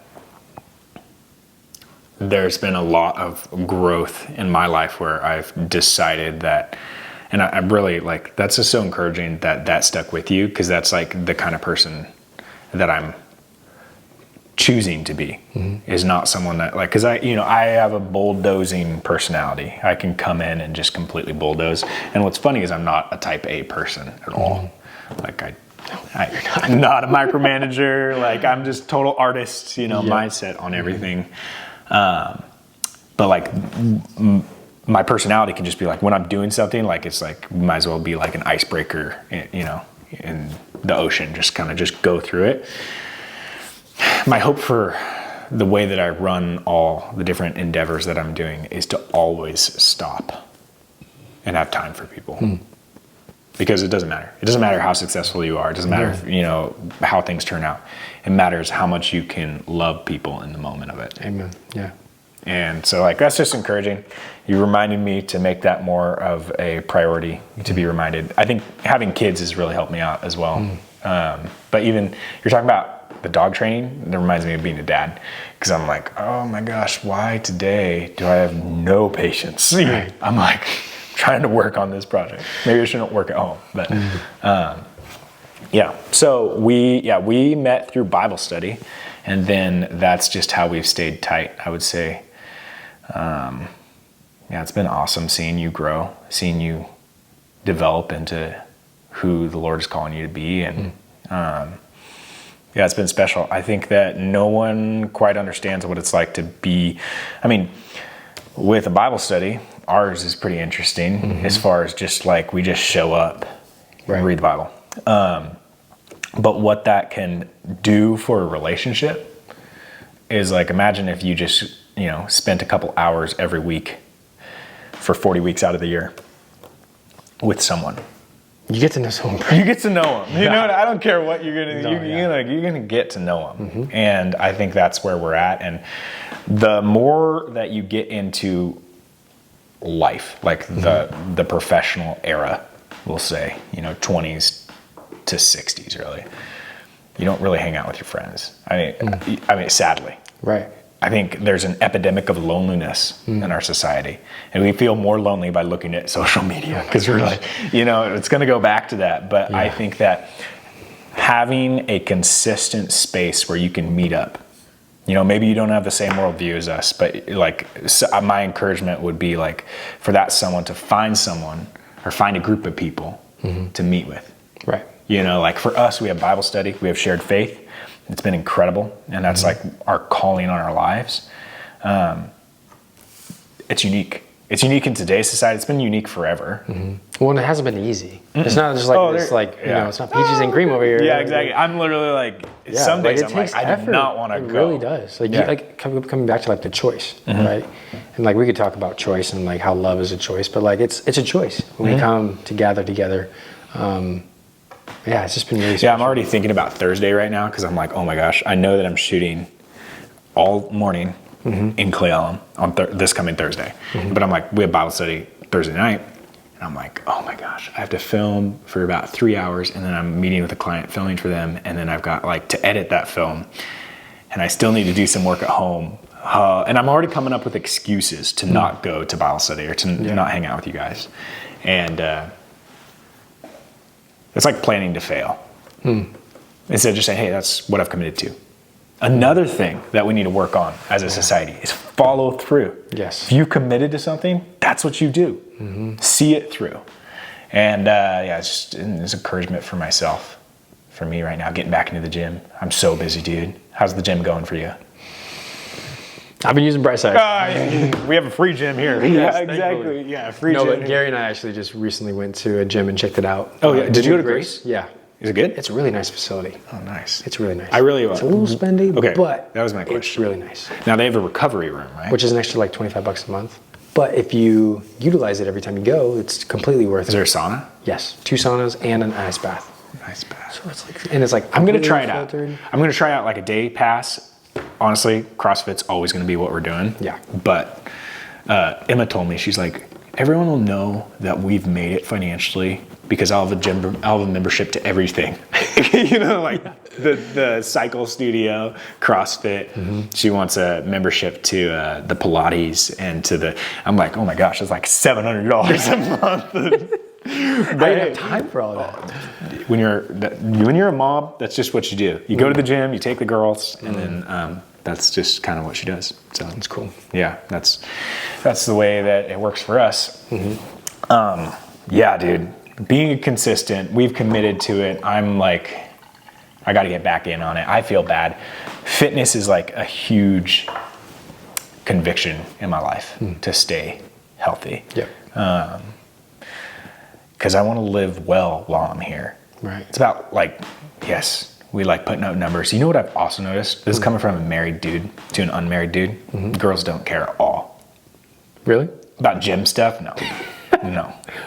And comment below if you think that I'm wrong, but I'm pretty certain, like I'll tell Emma, I'm like, I just repped out 8 reps for 225 on the bench. And she's like, does not compute. Like she has no idea, nor does she care that I'm like, oh man, I'm feeling strong. And she's like, and she doesn't care. Could just be my wife, but she's pretty fit herself. So, for being a gym girl. Because I used to think when I was single, I was like, oh dude, I'm working out, getting strong. Like I'm going to find a wife this way. Yeah. Had nothing to do with it. No, I feel you. I just started dating, and I'm like, I lost 25 pounds up in Malibu, which was not intended, by the way. That's a lot of weight to lose. Like just 25 pounds. 25 pounds In 3 months? in 3 months. That's like 7.5. No, yeah, like 8 pounds a month. Yeah, it was insane. Did you not eat? No, I was eating, but like at the same time, we were moving so much. And I also chose sometimes not to eat because I was like, I don't want to start the day off with a cinnamon roll. So there was like some... You need protein, man. Dude, it was so hard to get protein up there. I lost a lot of muscle mass. Yeah. Anyways, so I'm like trying to like rebuild right now. It's like super humbling. You gotta eat. You know, like when you haven't been in the gym for like, even if it's only 2 weeks, how humbling it feels of like, it's on one end you're like, oh, the endorphins are going and like, I love it. But the other end I'm like, okay, I can't lift as heavy as I was lifting before. Like you have like this ego of like, oh yeah, I used to lift this. But it's like, that's not where you're at. So like, humble yourself, start where you're at. And then muscle memory kicks in and you can get back there quickly. But Let's take a break. I gotta use the restroom. Sounds great. Yep. We'll just keep everything running. What were we saying about noticing with the cameras? Just what we were talking about. Oh, dude, I have a really bad habit of that. Oh, no. We were talking about 4K, not seeming the same. Oh, yes. I've noticed how, for whatever reason, shooting with your phone, once you start like editing or like doing things like that, like the quality, like I don't know if it compresses more. It just doesn't hold the quality the same as like when I've shot with my camera and I've done a bunch of editing, and like the quality still stays really good. That actually has to do, like when I put like S-Log for yours or C-Log for mine, different brands, but that's like the color science that's within it. It's how much data is being put into the camera. These are just kind of shot. It's a little more like digital, as far as like it's kind of making up the difference. So like the colors aren't as deep, which makes like, I don't know. I'm not a scientist, but it makes it great for like on the go, like when you just want to get something. It like makes it look pretty. The best camera like the depth is the camera on you. Yeah. Exactly. So like that's kind of the fact there. So I'm excited. Obviously, as we develop this podcast, we're going to be able to like increase. I bet we'll get different shots eventually. And right now we're in the living room here at the farmhouse at Brightside, the wedding venue. And eventually I'm building out an entire studio. And so the studio will be able to come in and just record a ton of content. So it's going to be sweet. So cool, dude. Yeah, you just got to get on the horse and get going. So I felt really convicted to get this, but I've already got, I was telling you, like different cameras in my cart right now. So we're looking for sponsors. If you want to sponsor our podcast. Cup of Joe. Thought it's pretty solid because super clever. It's all I do is drink coffee. There's some accurate. Days. Yeah, very accurate. It's not like I'm a fraud. Nope. Well, anyway, we were talking before we took a break, talking about going to the gym, being consistent, that kind of thing. Yeah, that gym journey. You checked out that Grace gym in town, brand new, right? Pretty much, 4 months. Yeah. Pretty good spot. It's really cool. They have a lot of space. It's not cramped. It's not claustrophobic. It reminds me of CrossFit, like just like the open warehouse concept. Yeah. But brand new equipment across the board. Nice. So, I mean, I'm trying to utilize. Did you guys start really cool. a membership? Or not yet. No, you just went and attended. And just checked it out. Well, one of our buddies, Cooper, works there, so cool. He kind of showed us around the place. It was really sweet. Nice. I'm going to utilize the Brightside gym. Oh yeah, the Brightside gym. Yeah, that's the best membership. Very exclusive. Very exclusive. Very exclusive. Private. Yeah, extremely private. Extremely cold. Good air conditioning. Yeah. It's only in a 1890s barn. But it's got all you need. Lift up things, put things down. Yeah, I think that there's a lot to be said about staying in shape for the ability to be sustainable. And I think oftentimes, when getting to the gym for me is like, oh man, like there's a lot of really successful people that don't go to the gym. They just wake up and work and that kind of thing. And, but their bodies, like it always keeps track. I know mine does. The whole use it or lose it. There's truth to that. Exactly, especially in the sedentary lifestyle that we live. Like we're just on our phones or sitting here and having a conversation for 3 hours. Right. You know, like we're not doing a lot of walking like we need to be doing. So, yeah, gym is a big thing. I think that's something I've seen in Ellensburg over my time being here is going from no options to a lot of options. For such a small town, you know, whatever think population when school's in session is around 30,000. Yeah. Maybe 25,000. And now there's like a handful of gyms. There's a cycle studio. There's even one over like by the post office that I didn't know existed. Really? Yeah. I think Gary and I checked one of them out. Oh, okay. You guys are doing the whole gym shopping, huh? Well, that one wasn't intentional. That I was actually just going to pick up some dry cleaning. But right across the street from the dry cleaners. What do you get dry cleaned? Some sweaters. Like it's like a wool. Like what you're wearing? This is what do you call it? This is Lululemon. So it's kind of like seriously? polyester. Yeah, it is. Oh, wow. I know. You're kind of bougie. You dress well. Appreciate that. Yeah. I don't. I don't. I just throw on whatever I got. I mean, for sure, I got like 5 flannels, and I just, depending on the day, I'm totally. It's a habit I picked up in high school. I loved fashion. Oh, that reminds me. I met someone yesterday. The owner of Pioneer Coffee in Cleellum. Okay. Have you been there? Uh-uh. So downtown Main Street, take a left on Pennsylvania. It's right there. So actually, if you watch my video of like tour of Cleellum, we start there and we go to the coffee roasters and we see what they do in the back and everything. The owner there, he wants to start an apparel brand. Really? And I was like, dude, I know a guy that loves apparel. Yeah. And I was thinking about you. Yeah? So I was. Okay. I'll get you connected. Please. Because that would be really cool because he wants to do like with their coffee brand. And then I was telling him about the podcast. I'm like, well, Cup of Joe's the podcast. And obviously, I don't know, right now I drink Folgers, so I'm not sponsored yet. Yeah. But the idea, I was like, oh, I have a buddy that actually like loves apparel and loves like creating that kind of thing. Very creative. And so I was thinking about you because he wants to do a lot of marketing and needs to hire some marketing content creation for his brand of, I forget. It's going to kill me. The name of his coffee brand. Okay. But you'll see it when you go up there. Because he wants to do like drinking coffee while hiking, drinking coffee while skiing, drinking coffee, like a lifestyle. Lifestyle, yeah. And an active lifestyle. And then create an apparel brand around that coffee. That's really cool. I was like, you should talk to my buddy. Dude, I was thinking about you. I would love to. I'm glad I remembered to bring that up today. Yeah, no, that's awesome. You're always networking. I love that. Constant. Always. It's a bad habit. Yeah. It's a bad habit. All of a sudden I'm sitting there, I meet someone new and I just start talking to them about like, I know XYZ. That might be a perfect fit. Yeah. So, Michael tells me, he's like, Joe, I think you would be a really good fundraiser. Honestly. Yeah. Except for I need to know more people with money. That's very That's the caveat. Yeah, exactly. How about I just build the wealth and then I'm able to fund people? There you That's go. a good fundraiser. Yeah, no kidding. Yeah. All right, well, let's get a little bit back on topic here. Okay. Your current job, do you want to be a dog trainer for the rest of your life? No. Yeah, it's one that I want to maximize my potential with this job, whether that's starting my own or starting a branch of it.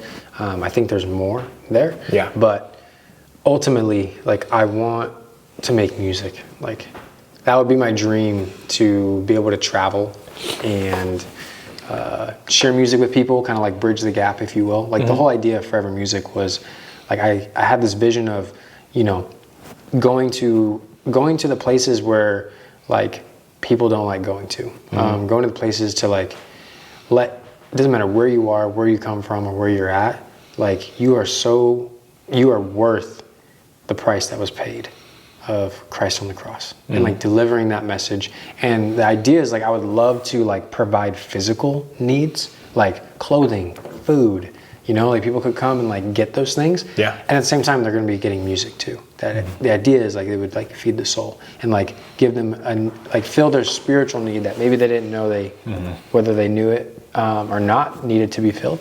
Like that would be like my desire. I have no idea what that would look like. I like it. But the idea is like to reach the unreached people. Like, you're not going to expect people just to stumble into the church. That's just not the truth. So instead of expecting them to come into the church, there should be a part of the body that goes to them. And there's so many different avenues that people utilize to go. I just would love to use music. Yeah. And in the meantime, dog training has been training you. Has been training me, my character. Oh, absolutely. Yeah. For who you need to be to grow that brand and whatever it end up being. And obviously you have so many skills and the ability. You have the experience now of sales and marketing and all this kind of thing. You've become very hireable if that's the direction you wanted to go. Right. So that's pretty awesome. You talking about the music in the industry reminded me of a funny story. Well, I find it funny. You probably didn't. Remember that dude that was gonna go? You were gonna go. Because I think that's kind of interesting, right? So, did you call like the authorities or something? Oh yeah, we tried. I contacted the FBI. I filed for sure. So I'll give you the quick little rundown. Because it's interesting. Yes, it was a super humbling experience. There was this guy. His name's Moosh, so I'm putting him on blast. But his name's Moosh, and he contacted me. Your dog is just wanting an affection down here. Oh, sorry. I'm done petting your dog. He contacted me and was like, "Hey, I'm going on tour. Like, do you want to open up for me?" And at first, I was like kind of suspicious. I was like, I wasn't just immediately like, "Oh yeah," like completely ignorant.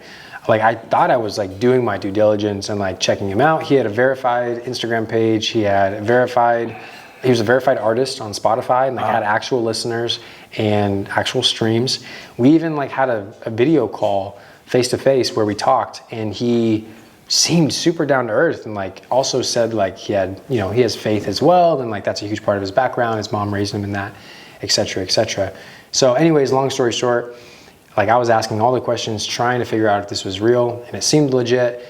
He sent me a contract to like, you paid like, I don't know, $1,200 for you perform 5 shows.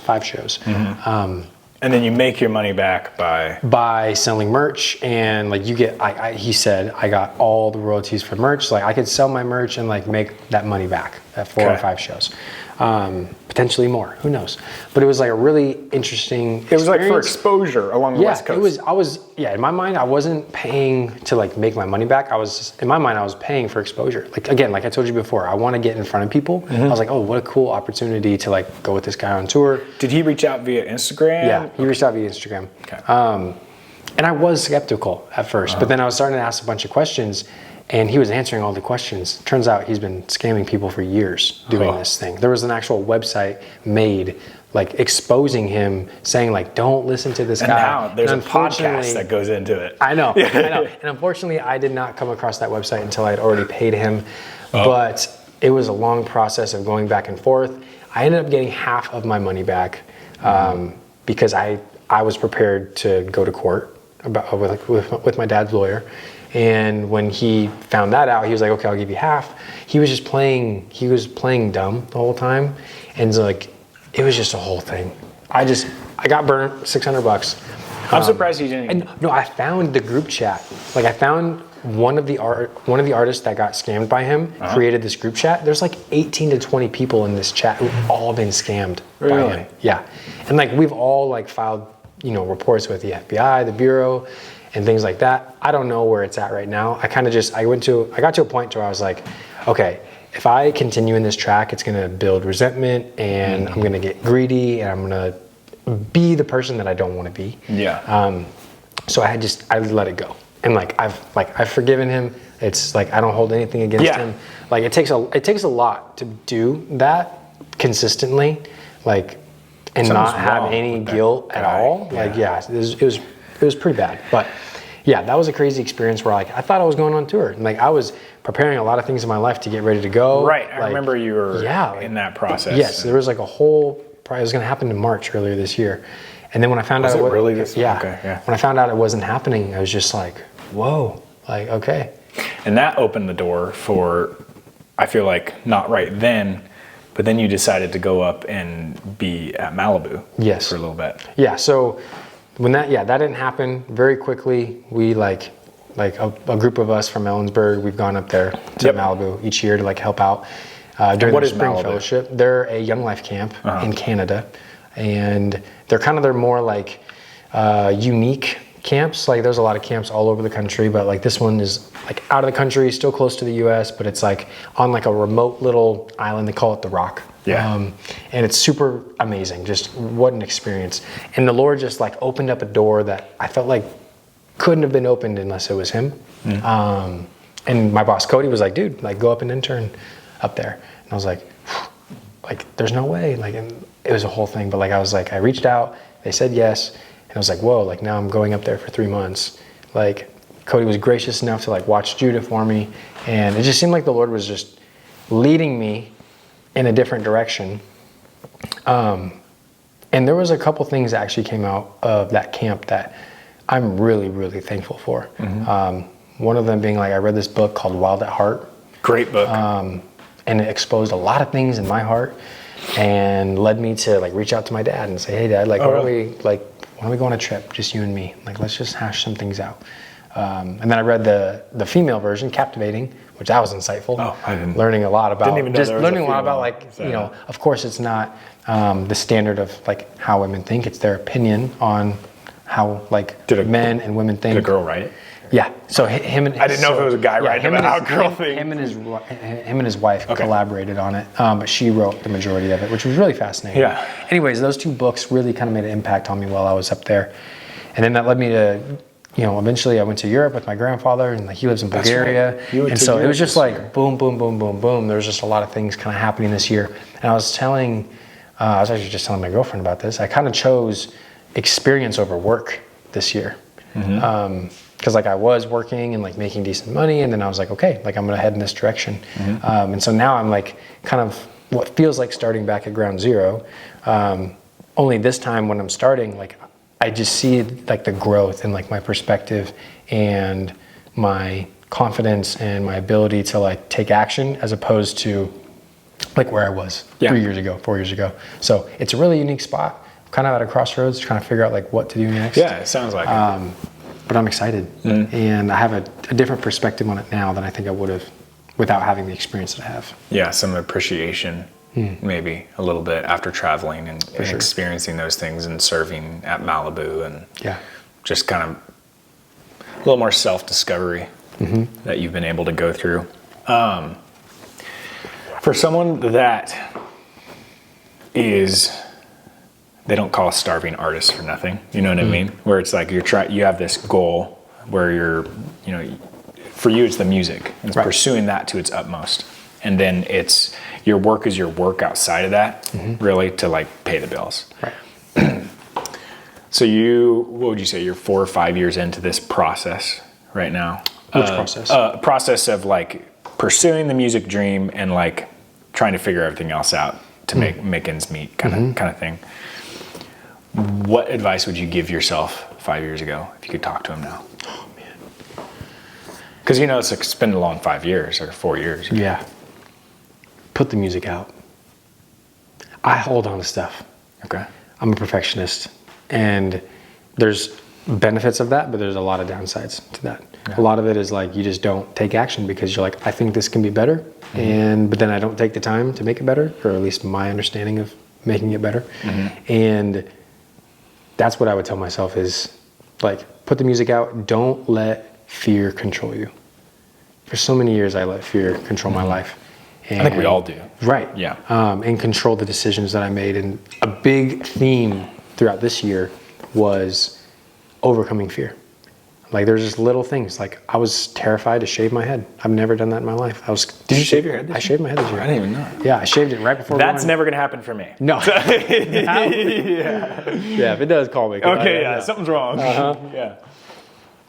But yeah, just little things like that, like going up to Malibu, like that was like terrifying. Yeah. You know, quitting my job, that was terrifying. Like the comfortability. So I would tell myself to like not be a slave to fear. That sounds like someone smart or wise said that. Through a lot of experience. Yeah. But yeah, that's what I would say. Cool, man. Well, how would you apply that to yourself now for the next 5 years? Now I am starting to get comfortable with uncomfortability, and it's kind of exciting. That's like a sweet spot to be. When you're no longer like afraid of being uncomfortable or afraid of the unknown, it allows you to take more risk with more confidence. Yeah. Because the truth is, if you fail, there's opportunity to learn from it. That's just something that I was so kind of bound for so long, thinking that, oh, if I fail, that's it. How am I gonna get out of that? It's like that's such a limiting belief. That's one, not true. That's just something that keeps us paralyzed from taking steps, taking action. Yeah. So I'm really excited. I'm nervous. I have no idea what's going to happen. I don't know if I'm going to be a dog trainer. I don't know if I'm going to move. I don't know what I'm going to do. If the music's going to blow up, who knows? But I'm excited. Being present. Yes, being present. That's super important. Yep. I know. It's like we live in this equilibrium of like pursuing something in the future, learning from things in the past, and being present with those right now. Yeah. So it's like when you have a big dream, you can allow that to like dominate your life, or you can allow it to be the direction that is the guide rails to your decisions. And so I think that nobody has it figured out. As long as we're breathing, we don't have it figured out. And the idea too is like just try not to be stagnant. Like that's something that I struggle with a lot. Well, you're either getting better or worse. Right. Period. Yeah. You don't have to, like, I think sometimes we can get so overwhelmed because we see the end goal, right? Where we want to be, and we see how far away we are. Yeah. And then we allow that to like put us into a state of like analysis paralysis. We're like, I can't do anything. But it's like, have the big goal, but then have the, what can I achieve today? Yeah. One step closer. It doesn't have to be crazy. It could be literally just writing something down for the sake of like getting closer to that goal. That's something I want to be better at, is being more goal oriented, having a little bit more structure rather than kind of just being aimless with where I'm at in life. Makes me think you need to release those songs just from what we're talking about. I know, you're completely right. You're completely right. Yeah, because how far along? You 16, right? Yeah, there's like 16 or maybe 17. Yeah, man, I'm excited to see those weekly released on Spotify. I know, it doesn't take much to create the content. It just, it takes the action and the choice of just choosing to do it. It's like going to the gym. Yeah. It's putting on your shoes. Yep. You put on your shoes, what is it? 90% chance you're actually going to go work out. Right. If you press record, something's going to come out. Something's coming out, man. It is what it is. Right. It doesn't have to be perfect. No. No. Cody says something, which he probably stole from something. He's a wise guy. I get most of my good ideas from Cody. I'm not surprised. Yeah, I'm like, that's a good idea. Yeah. Finished is better than perfect. Yeah. And that comes, for me, that's kind of pretty easy because I'm not a perfectionist. Right. But there are moments where I'm like, analysis paralysis. Like, what do I do next? I am in the midst of 18 projects at once. We'll just finish them. Right. And then like, oh, well, if you have 10 finished products and they're all 80%, it's better than 5 products at 100%. Yeah. Like overall, like mass moved. Right. Obviously, you have different things, and like certain things you want like perfect. So like, don't just do something halfway. Right. Don't just give up and make it easy, finish it. Like, do it right. Try. I launched a YouTube video today that went live, and for some reason, the exporting from my editing software to my computer like didn't transfer the sound. And I was like, it's just amazing. I like got so close, and I worked for like about 10 hours in the past 24 hours on this video. Right. And I'm like, oh my gosh. Because I uploaded it, I didn't even check it. Sent it to Cody and Heidi. I usually have them run through it, and then I just get text at the exact same time on my computer. Sound isn't working, and I'm just like, oh. That was a little too rushed at the end. You know what I mean? Like I easily could have avoided uploading if I just would have pressed it and watched. Sometimes you don't want to though. Sometimes you're just like, I'm just not even. Yeah, I've been working on it for so long. I'm like, oh, it's done. Just but like, and that's never happened to me before. Interesting. Just happened to happen today, and I was like, oh, dude, are you kidding me? And it's just one of those things where it's like, okay, like slow down. So I like had to delete everything, and I had already put it on Facebook and this kind of thing. Deleted everything. Couldn't even use the original file. I had to like go back to and then like I had a storage issue on my computer. That's what was going on. But it's just kind of one of those things. It's like, I was just trying to finish it. I'm like, finish. It was like a record turnaround. Just have a little thoughtfulness there at the end. Right. Do the right thing. Be thorough, but at the same time, don't let it consume you. Yeah. Yeah, don't get 90% of the way and then just throw in the towel. Yeah, that's good enough. I don't know why that is. I struggle with that so much. Yeah, it's like I don't get it. I don't understand. It's like you have so much motivation, and then it's like you kind of get close to the end. You're like, oh, this would be so nice to start a new project. It's like you just start something new. Yeah, I'll let you know when my bathroom's done. Is it still going? No, it's not finished. Well, that is like, yeah. That will be like, pigs are gonna fly when my master bathroom is finished. I don't know. I've got obviously a lot going, and I put a lot of other things on priority over like my personal, like house. Yeah. Well, unfortunately, the bathroom's not going to make you a bunch of money right now. Yeah, if it's not going to make money, it's not going to like grow the brand, then I'm like, it's not that big of a deal. But I do make YouTube videos of like me building stuff, and so that's like part of the brand on my personal end, not quite everything I'm doing. But anyway, that's an encouragement.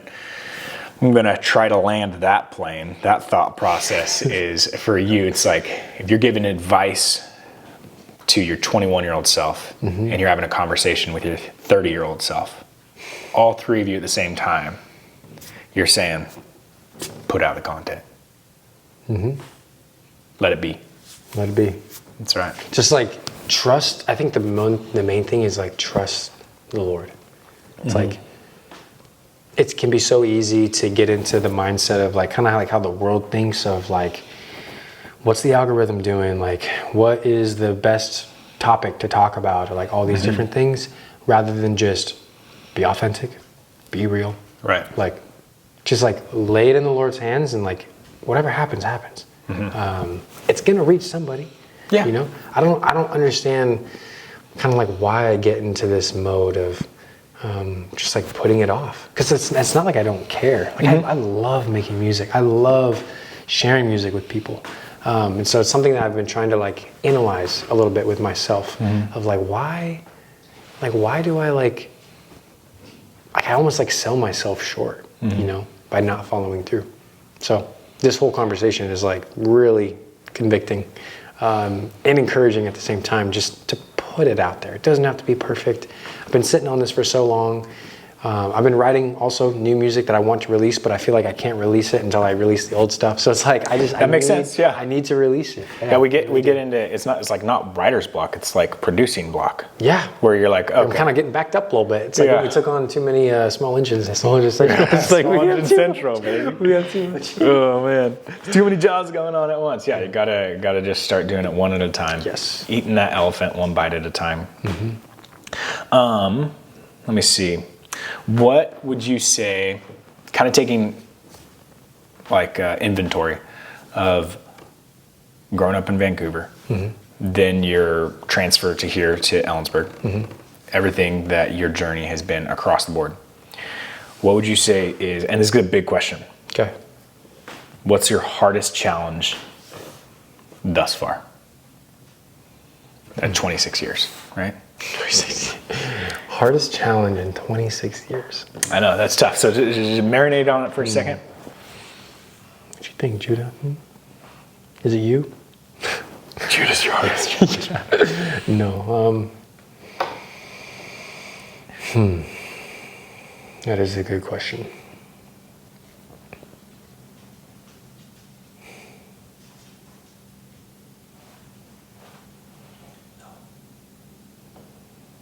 It's really easy to, like, where my mind wants to go first is like, oh, the things that happened to me as a kid. Like, that was the hardest thing I've ever had to deal with, because it's something that I'm still dealing with today. It's not something that was just one and done, and I don't have to worry about it anymore.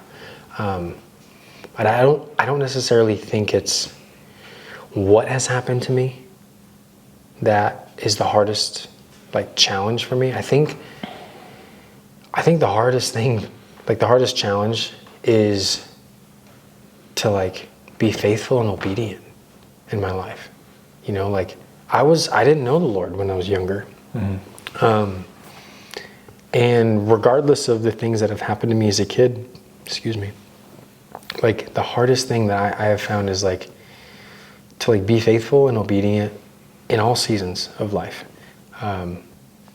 Being present, being present is so hard because you have the past nagging at you, and you have the future like calling out to you.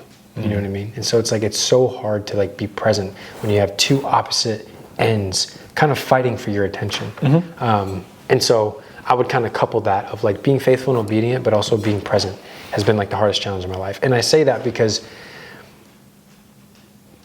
it's kind of like an overarching, I feel like it kind of umbrellas my life rather than picking one moment in my life of like, oh, this was the hardest moment or this was the hardest moment. But like with all of the hard moments that have happened, it's been so hard to be present and to be like faithful and obedient despite what's happened. So I don't know if that really answers it. It's kind of more of like an overarching. Well, yeah, that's kind of the question. Yeah, it's like an overarching kind of answer, but I would say that has been like the hardest part of my life, has been being faithful and obedient and like being present at every step of the way. Do you find yourself more pulled towards the past or the future? Past. Really? Yeah. Okay. Yeah. Dive into that for me. Recently, it's been the future. Like as I've experienced kind of healing from my past, now it's kind of swung, the pendulum has swung to the opposite end where now my future is like, hey, you forgot about this. I'm like, oh shoot, I've been so worried about the past that I haven't been focused on this.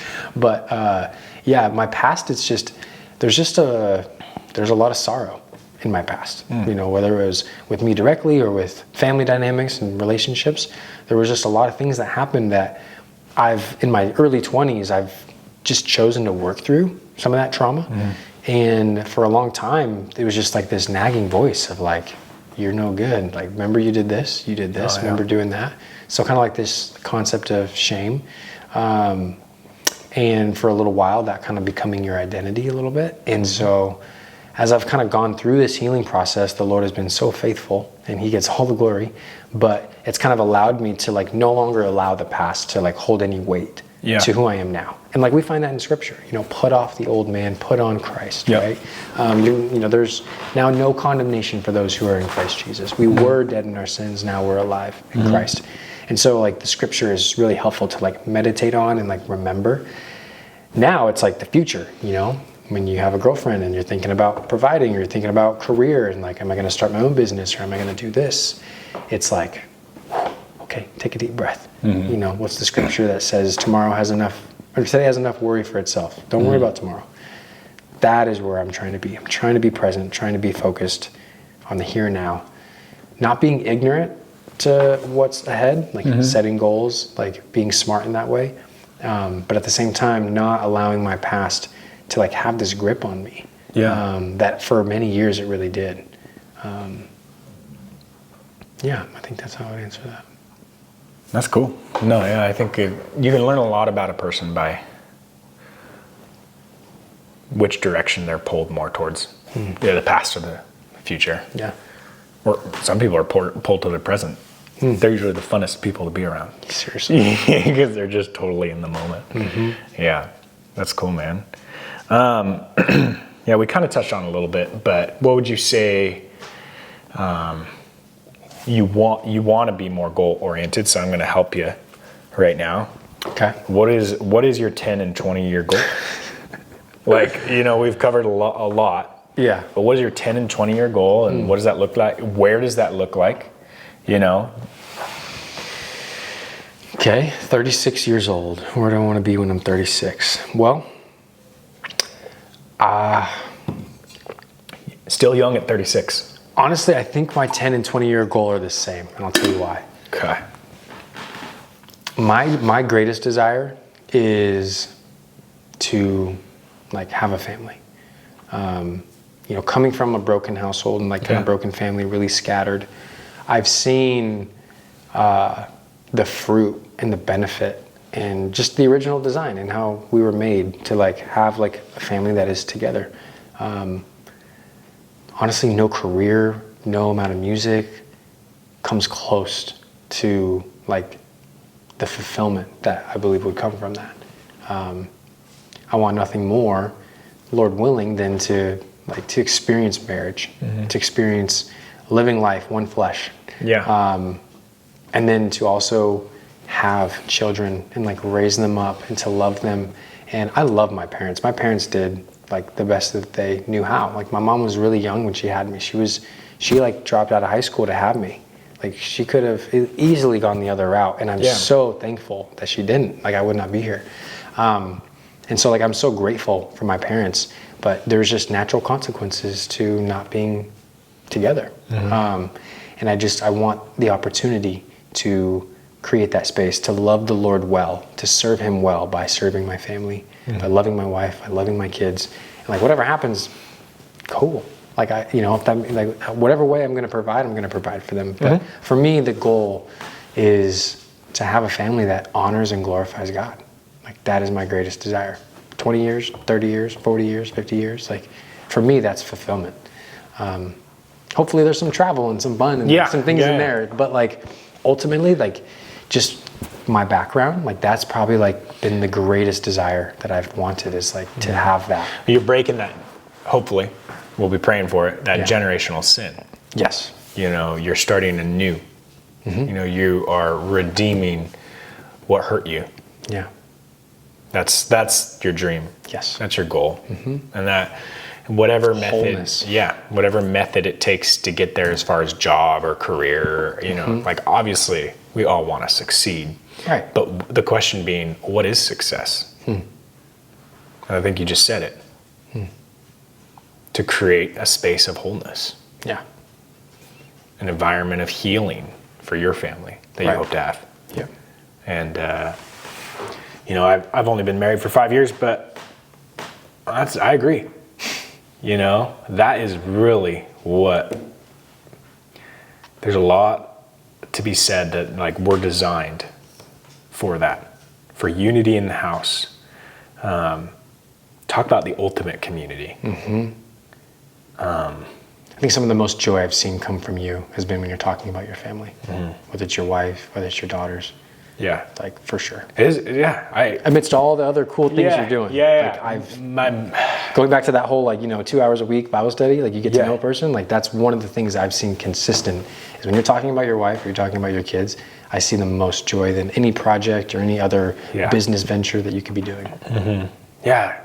My greatest treasure is one, my walk with the Lord, relationship with him, but number two is my wife. Like Emma is just my absolute prize in life. And then what has come out of that with my daughters is just like, I'd say it's worth it. I think you're on the right track and we're just all on this journey parallel to each other. We're on different journeys, but we can encourage each other along the journey. And we're not promised tomorrow.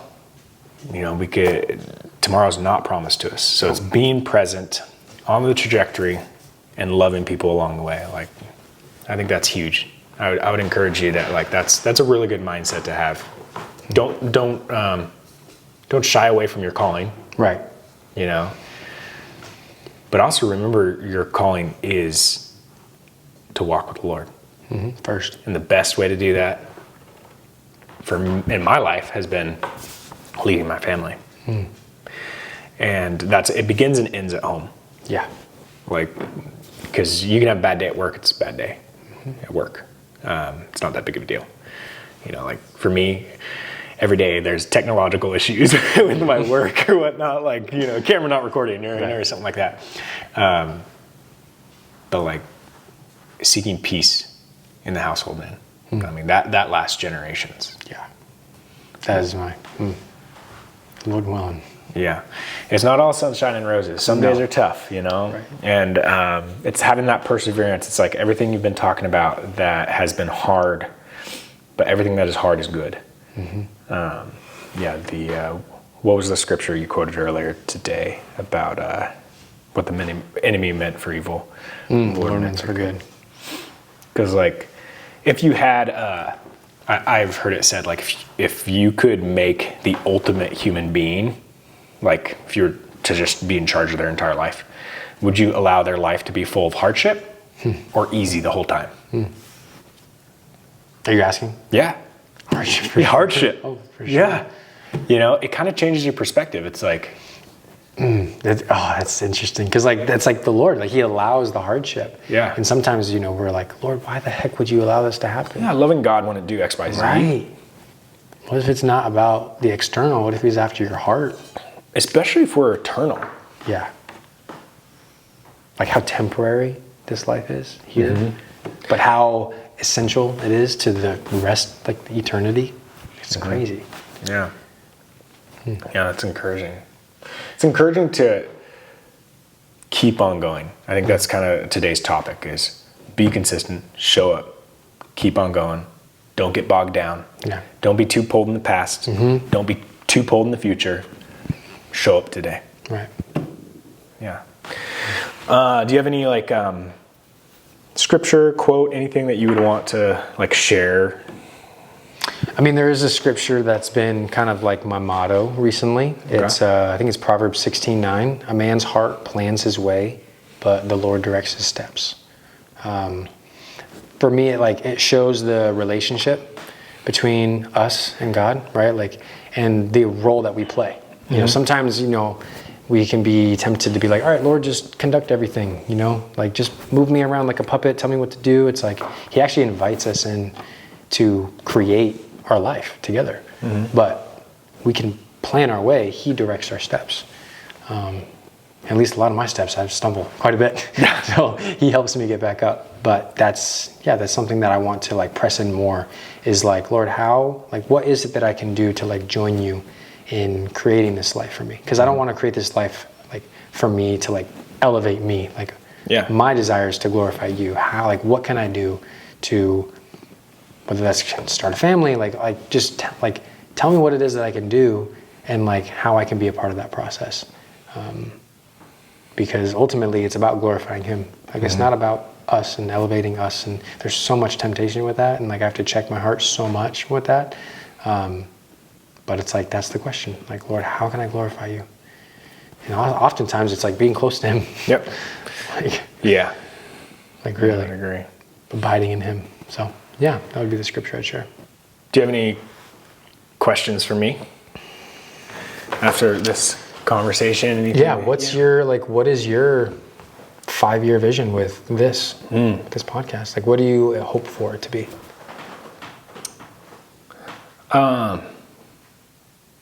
I really hope that A Cup of Joe turns into a place where like true connection and conversation happens and just happens to be captured on camera. Right.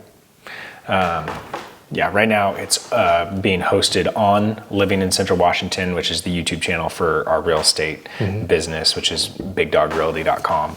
It's like sweet little excuse to create a podcast, because I think that we were talking about just the scroll culture that we're in right now. Yeah. And I think that the long form is like the antidote.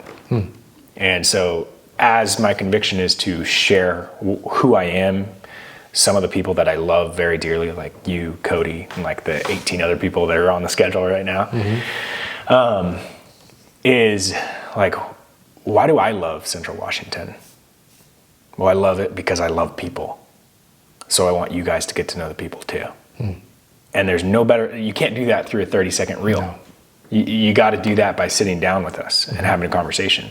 And so like, I don't really have a 5-year goal for this. I have no idea what the Lord may do with it, but I'm going to be obedient for the first foreseeable, I'm going to hit I have a certain goal in mind I'm going to hit with it, and I'm going to learn. I'm going to become who I need to be by, it's a production. Like we got different cameras and sound, and like, obviously we're using lapel mics today. This is not my intention. Right. I've got the Shure, really nice, microphones. But you're not letting that stop you. Right. That's the important part.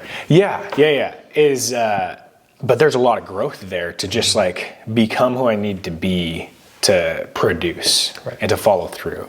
And in the meantime, I hope like people get to know you guys. Like you guys are definitely a reason for like who I am becoming every day has a lot to do with who I am surrounded by consistently. And so I'm trying to be a better person every day. And I think that a lot of people, if they were to take self-examination of their own lives, there's a lot of good people around them too. Yeah. And so I'm like, an encouragement, this is about like life and business and, faith and whatever like makes you tick, because a lot of people don't really know. They don't give the time of day. Right. And the only way to do that is create a space of conversation. So I don't really exactly know where the podcast will go. I have a vision. I told you I want to build a big studio, and it's going to be sweet. Like, I'm going to do it either way. I believe that, for sure. Yeah, right now, we were going to be in the barn, but it's going to be like 30 degrees, and I don't have the wood-burning stove plugged in there. And so that, it could be next winter. We could be in the barn, and I'll T&G the whole thing, and it could be like... That'd be fun. Super sweet, you know? Right now, we happen to be in the elegant living room of the wedding. I remember when this thing was just... Dude, we went to the studs here. Yeah. Yeah. And what's cool about this room, I'm actually going to keep the secret, but I love this room. I think that it is surrounded. We'll just say that. Yeah. I think that it's a room that is got some... it's ordained. It's protected. Yeah. And so I think that it's special that we're starting this here. I think the conversations need to be had, and there is no hiding. There's no being fake. Mm-hmm. That's my thing. Right. I want to be as authentic as possible. And so I think long form, like anything past 2 hours, you start getting like, okay, like there's no script here. Right. You know, like this is literally just like, okay. A little guide. Yeah, some questions that are going to keep us on track. Right. But if we find, you know, like you can't prepare. No one, I mean, I can't. Maybe a brainiac could, but I can't prepare everything that's going to be said. The whole 2 hour, you know, that's exhausting. Oh yeah, and I just think that it's not real, and with this age of AI that we're experiencing, like hopefully in 2 years, I'm going to use AI and it's going to edit all this stuff together for me, and I'll use it in that way, but I don't want to be creating content that is AI. Right. I want to be able to be sharing more humanity every day, and I think that this is a great way to do it. I already have these real estate videos that I produce, like the one I put up today is like a 5-minute video about 5 things to do in Cle Elum during Christmas time. Like those kind of videos are cool, but no one gets to know who I am. Right. So I think this is like how you get to know who I am, by getting to know who I'm very close with. Right. To start with, and I'm really excited to like hopefully bring in, I mean, I'll bring in anyone, talk to anybody about anything. Right now it's starting with what's it like to live in Central Washington? Well, for me, the most important question is who lives there and why. Right. And That's what makes a location a location. Yeah, location. Who lives there? Right. You know, I found it actually, going into this, I found like, man, Central had a lot to do with that. Central's why I'm here. Mm-hmm.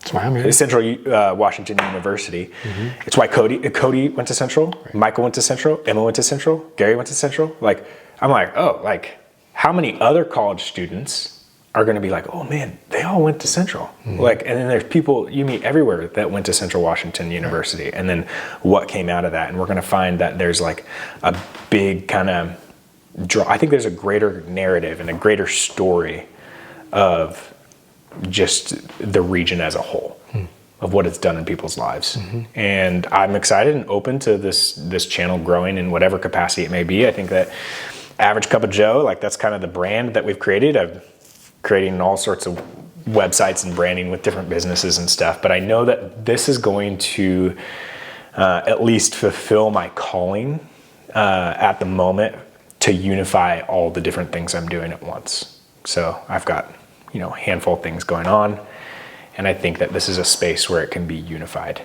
Yeah. So I don't know exactly what that looks like, but we never do. We just see dimly, you know, like pursue something, and may end up, may not, but you got to do it all the way. Right. Keep it going. Otherwise you're not going to find out. But you don't do anything, nothing will happen. No. So. Who would have thought? Yeah, well, man, I really appreciate you coming on here today. Like, I think that you're talking about like facing fear. I look up to you in a lot of ways, specifically the way that you can perform on stage. But like when I said, do you want to come on the podcast? You're like, yeah, let's do it. You know, that's brave. Bravery is not the absence of fear. It's the choice to pursue despite it. Right. And I think that summarizes you. I think you're a very brave man. Thank you, brother. I appreciate that. Yeah. Yeah. I don't know if anyone's ever told me that, but that means a lot. I'm holding on. Good, man. You should. Yeah. I hope to have you on here again. Like, this is obviously, we're in like the baby steps of this podcast. Building foundation right now. Yeah, just getting things and having conversation, learning, all that kind of stuff. And I think we'll all grow together, and hopefully it's a platform for you to be able to share more of your music, your passion, all that kind of stuff. I would love to be able to like dive more into that. But yeah, right now I'm just very thankful for you being able to come on here, spend a couple hours with me, watch some technical difficulties like normal happen, but That happens. yeah, sweet, dude. Thanks for providing this environment. Yeah. And for putting the spotlight on people here, kind of just in the everyday life. Yep. It's really cool. Sweet, man. Thanks so much for joining us on this special podcast today. A Cup of Joe is all about learning about the people who live in Central Washington. These conversations are long form, very raw and unedited. Micah is obviously just a huge part of my life, and I think that his music and his mission needs to be shared. If you're interested, obviously we're going to put links in the description and the bio and all that kind of stuff to make sure that you can get his music, support him for what he's doing. It's really exciting to do life with these people. And if you or someone you know think that, hey, maybe I want to get on this show as well, like reach out to me in whatever method. My number is like all over the internet. Scammers know that as well. But either way, I think that, reach out to me. I'm totally open to whoever wants to come on this show and talk about life, talk about whatever the topic may be. I think that that's what we need in this world right now, is more true, authentic, loving and respectful conversation. So that's what we're all about. Obviously, this is brought to you by our real estate business. We're bigdogrealty.com, and we're part of Coldwell Banker Danforth, and we cover the state of Washington, and we do it a little differently because life's about the people, and that's what makes things important. So thanks for joining. We'll see you on the next episode.